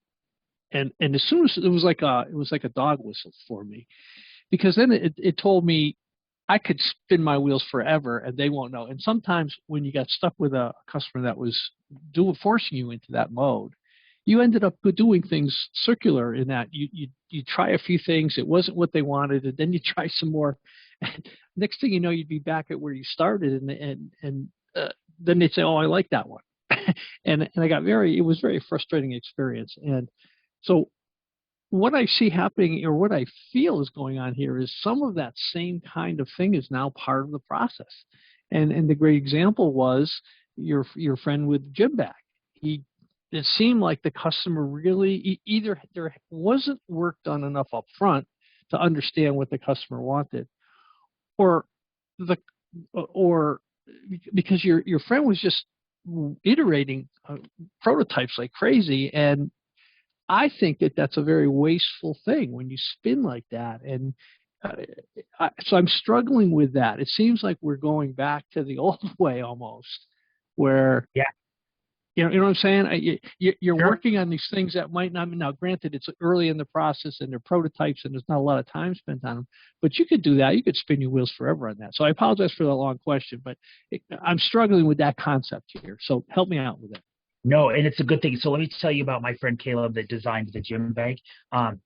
He designed what he thought was the perfect gym bag himself, right? He thought, well, he maybe interviewed a few people or whatever, and he actually went to market with it and sold none. It was a junker, right? It didn't work, even though he thought it was the best bag ever. And he spent a lot of money, trying to launch this bag, and nobody wanted it. And so by going and doing it the way he did it, he saved all the money of, he could have redesigned it again and launched another version and might have had the same results. So in the end, it actually saved him money by actually doing the design thinking effort to figure out what his customers really wanted, rather than him just guessing all the time. And it happens a lot in companies. Companies do a lot of guessing about what our customers want. I'm working at a startup right now, and they have 2 or 3 people in the company that make all the decisions about what their customers want. They're building a website. And then when they launch this website, their customers start giving them feedback. And it turns out that they waste a lot of their time. And I'm constantly asking them, did you ask your customers? Did you ask your customers if they want? And they say, no, we know what our customers want. We know what our customers want. And they just don't. And so they're wasting a lot of time. So I do think I understand how you feel it's a waste of time. And it can be difficult, but the amount of rework that we do sometimes in the end is even more wasteful, right? And it doesn't work for everything. I mean, some sectors don't need to do design thinking quite the same way, but yeah, I think it's super valuable to do it. So of course I do. Here's my frustration with it now, and I we're obviously looking for better ways to deliver products and services, whatever. And I've gone through this. Probably every one of us on this call has gone through this. Is the customer comes to you with a need, and I work in, again, IT, so they want the system to do something new, and you get down, you sit, you ask them all the questions, you get all the requirements, whatever process you use to do that. It's not important right now, but so you and then the customer signs off on the requirements. So then you go off and you start developing the system, and you put all the features in there that they wanted. Everything works exactly like it was designed and requested, and then you get the customer's not happy with it. And you sit back and you say, but this is exactly what you signed off on. Was it like and I said, so there's a failure somewhere in there, that the right questions weren't being asked, or the right listening wasn't being done, or whatever. Yeah. I'm not sure. I'm still not.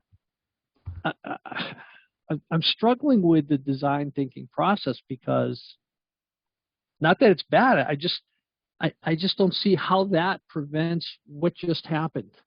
Yeah. And it seems to run counter to what my limited understanding of Agile was all right, let's put something out there. Let's get some value. Let's produce something that the customer can use, and we can iterate and change it as we go. So some new functionality is released every sprint or every program increment or whatever.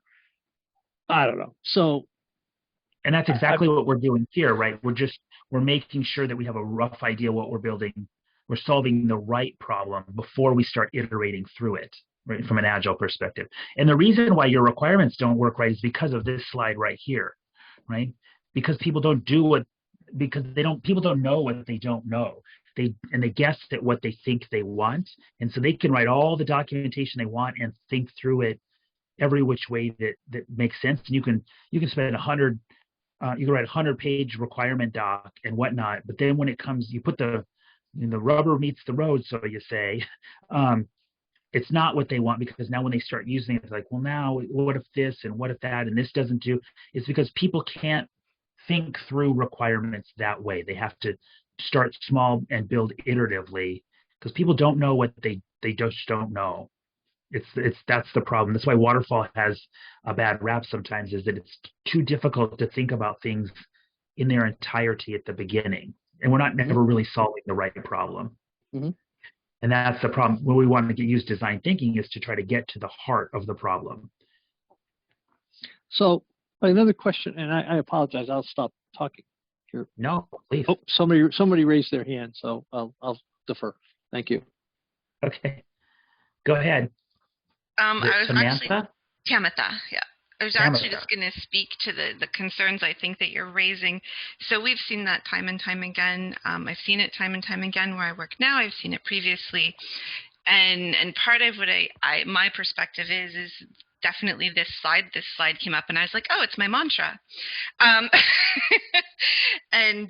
But what I also see happen often with those requirements documents is generally the client doesn't understand or speak tech. And the requirement documents are written from a technical perspective. So they think they're saying one thing, but we're hearing another, and vice versa, because we're not speaking the same language. So we don't have the lexicon between us to have that same conversation. So we're really having two different conversations. And that's where I think there's a lot of value in design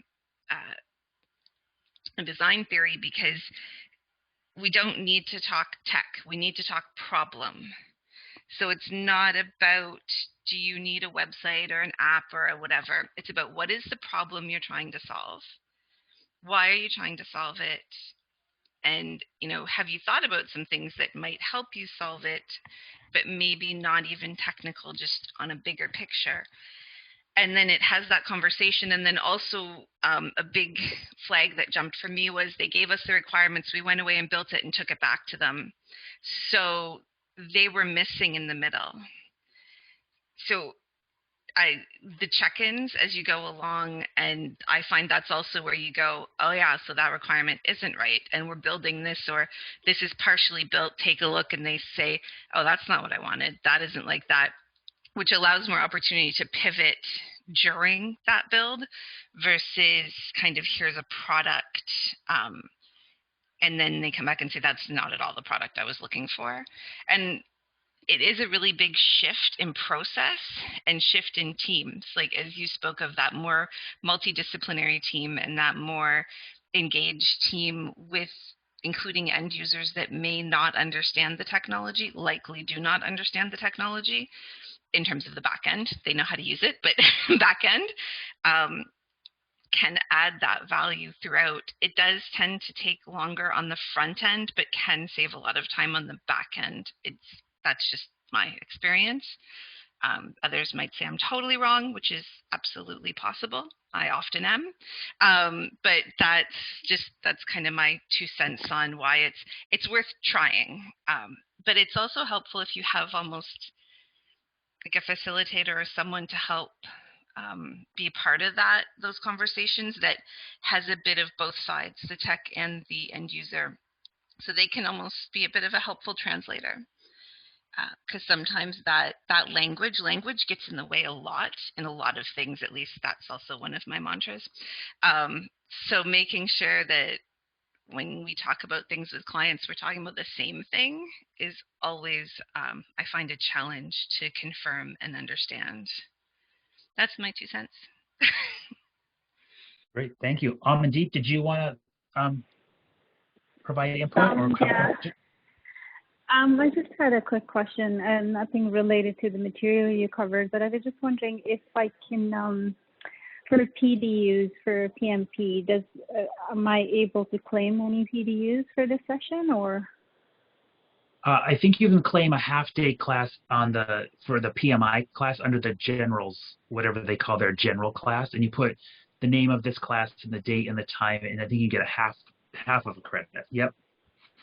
Okay, I perfect. think Thank you'd you. have to. Yep. Sorry. Thanks. All right. I have another question if I can. Of course. I don't want to impede on anyone else. But so where does this process fit in with the safe and agile process? Do you do design thinking at the epic level before you determine the epics, or do you do it at the feature level? I don't see how it can be done at the at the story level, because you got 2 weeks to deliver some value in the sprint. So I'm confused as to where this would be applied in that whole process. It is done long before you get to the teams, right? And actually, design thinking is actually specifically called. I dropped my deck to find this slide. Is actually specifically called out in SAFe. They call it out on their diagram exactly where they want you to do it. I'm trying to find it just a second. But yes, yeah, I'm not a SAFe or agile expert. It's just I've learned a little bit about both, and I'm trying to see how they fit together. Right. So this is Kelly, and I think in my experience, when you would do the design thinking, you would do that at the beginning when the product owner or the product management group is defining what's the next step or the next direction that they want to take their product. So I agree with Nick, for sure. It's well before it lands to the team or even on the train. It's definitely up at the portfolio level. So it's really more at the work intake level, business case even. So so that sounds like it's at the epic level. Yeah, it is. Prior to the absolutely, epic level. Absolutely. It's something that I just found their diagram here. Why can't I share? Don't you love Zoom? It hides that share button all the time. Every time. They talk about design thinking here. See, it's before the trains. It's at this kind of RTE level. So it informs the trains on what's coming up in the future product increment. So it's done at the product delivery level right here. So the teams are working down here, right? And it's done well before the teams start working on it. But yeah, design thinking, they specifically call it out in SAFe. And if you take a SAFe class, they spend a significant amount of time talking about how it informs product management, trains, how the management should be involved in it. Yeah, that's kind of, I just want to show that they specifically call it out there.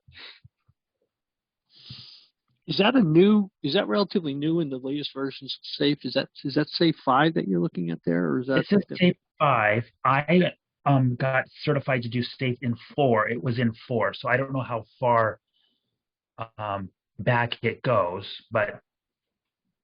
So I think it actually was introduced in 4. I don't believe it existed in the earlier version, SAFe 3 or 3.5, because I'm also a SAFe 4, just like you, Nick. Yep, and I do know I just became.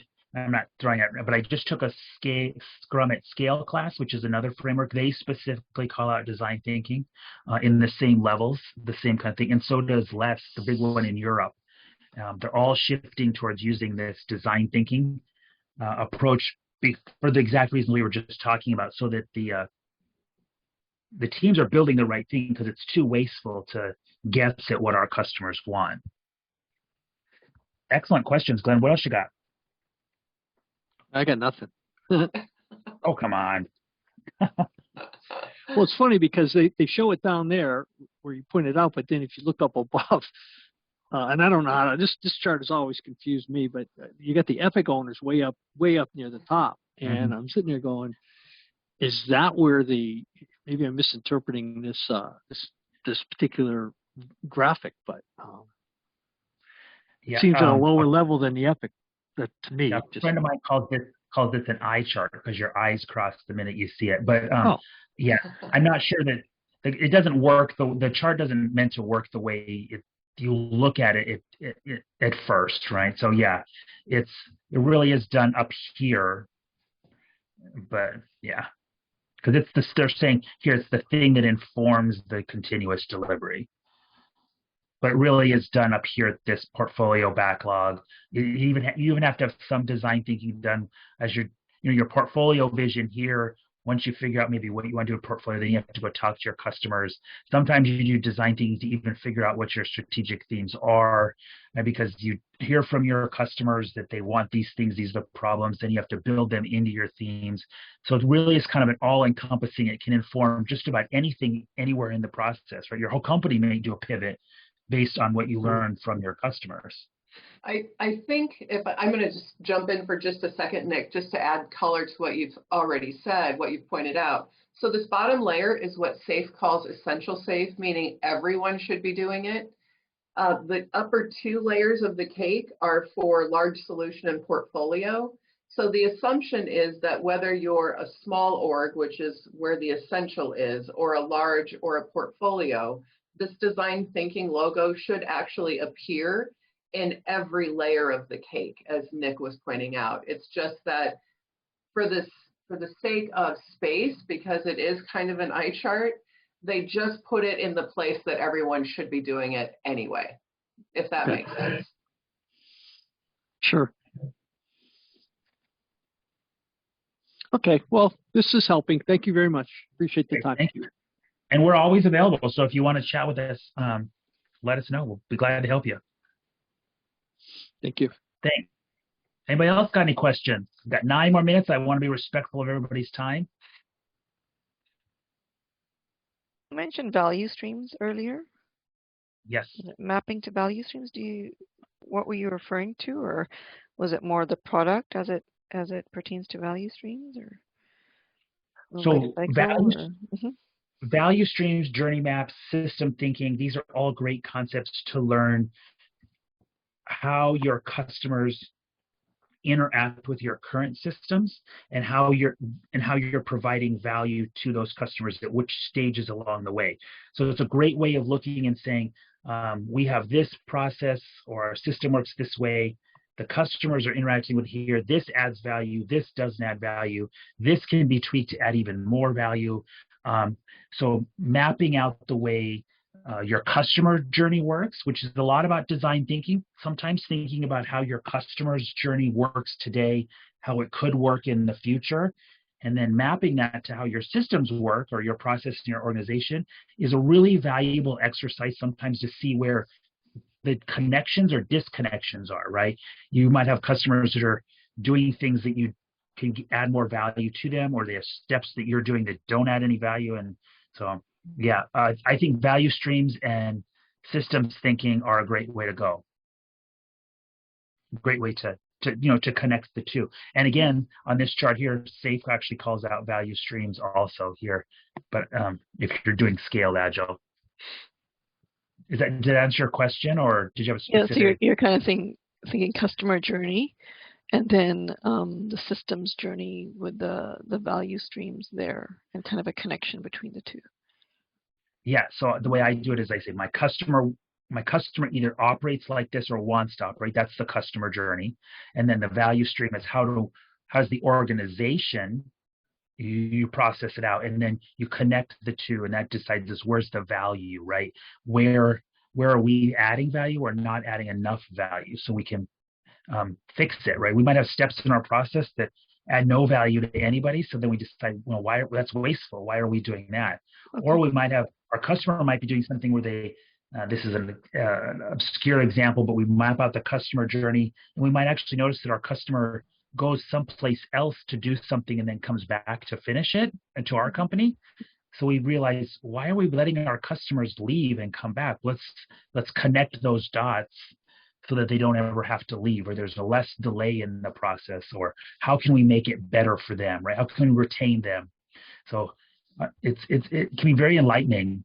Again, I think that also takes a great discipline to sit down and map those things out. Mm-hmm. Thank you.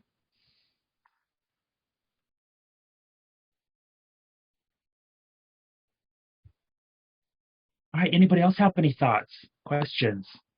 6 more minutes. Well, I have to say, this has been fun. I liked doing the empathy maps. I like to hear what you guys about your experiences in COVID. All right. Well, thanks everybody. You're welcome. Yeah, Go ahead. this is Atul here. So how can I introduce this design thinking concept in our company? Means we are not practicing it now. So how to initiate it, how to interact with, how to build experts, then how to interact with the client. Oh, that's a good question. It really depends on your industry. I'm going to give an answer, and then I'm going to ask Kelly to if she doesn't mind. But the way I like to introduce design thinking is to do what I call innovation. Ours is serverless computing company, consulting company. We work on the cloud solutions. Okay. I like to do design thinking innovation events where we start internally kind of, and we get our teams in almost like a contest to kind of try to find, use design thinking to find ways of solving problems within the organization. So if we can solve our own internal problems sometimes, in these little kind of innovation events, games kind of a thing, and we get our teams to start thinking about problems in our organization. And then we can, once those become successful and people see value there, then we start talking more to our external customers and seeing if we can start working with them. And it's a great way to build momentum. Kelly, just some thoughts on how? Absolutely. I think another great way to do it is if you have a product management group or a department or something that manages or takes the ownership of products and product design and product development, I would introduce the concept to them. And you could, I love Nick's idea of innovation events, but you could also start with just a simple lunch and learn, where you could even take some information or a YouTube video and just share it with those product folks to help them start thinking about how to engage more closely with their customers. It's particularly helpful if you can do that if your organization is running SAFe. So somewhere in the middle of a PI or a product increment in the middle of a quarter before the next set of projects kick off, so that those product folks get a chance to really try to incorporate some, if not all of the steps. So again, I wouldn't expect it to be an overnight change, but introducing the idea in a very non-threatening way, like a lunch and learn or even a lean coffee kind of thing, or as Nick talked about in some sort of innovation game, would be a lot of fun, and it'd be simple and lightweight, so you wouldn't have to spend a lot of time or money to introduce the concept. Okay. If you're interested in like a lunch and learn, like even an hour version of this class, if you contact your WebAge salesperson, whoever you normally work with, your consultant, we do those for free. So if you have a group of people that would want a 1 hour webinar or something to, a pared down version of this little class, we can do that for you to introduce it to. So keep that in mind if that's something you're interested in. We do those for free. Okay. So I have discussed this with our UI and UX team. So they were interested in this. So I will discuss with them again. Yeah. All right. Great. Thank you. Yeah. Excited for you. Hopefully it works out. You'll have to let us know in a year's time how it worked out. Yeah. All right. We have 1 minute left. I'm trying to be respectful of everybody's time. Anything else? Questions, comments? Well, on behalf of Kelly and I had a ton of fun doing this. We had a fun time putting this together. I hope that you got some things that you could take out of this class. So thank you very much. Enjoy the rest of your day. Thank you so much. Thank you all, and have a great weekend. It's been great to hang out with you.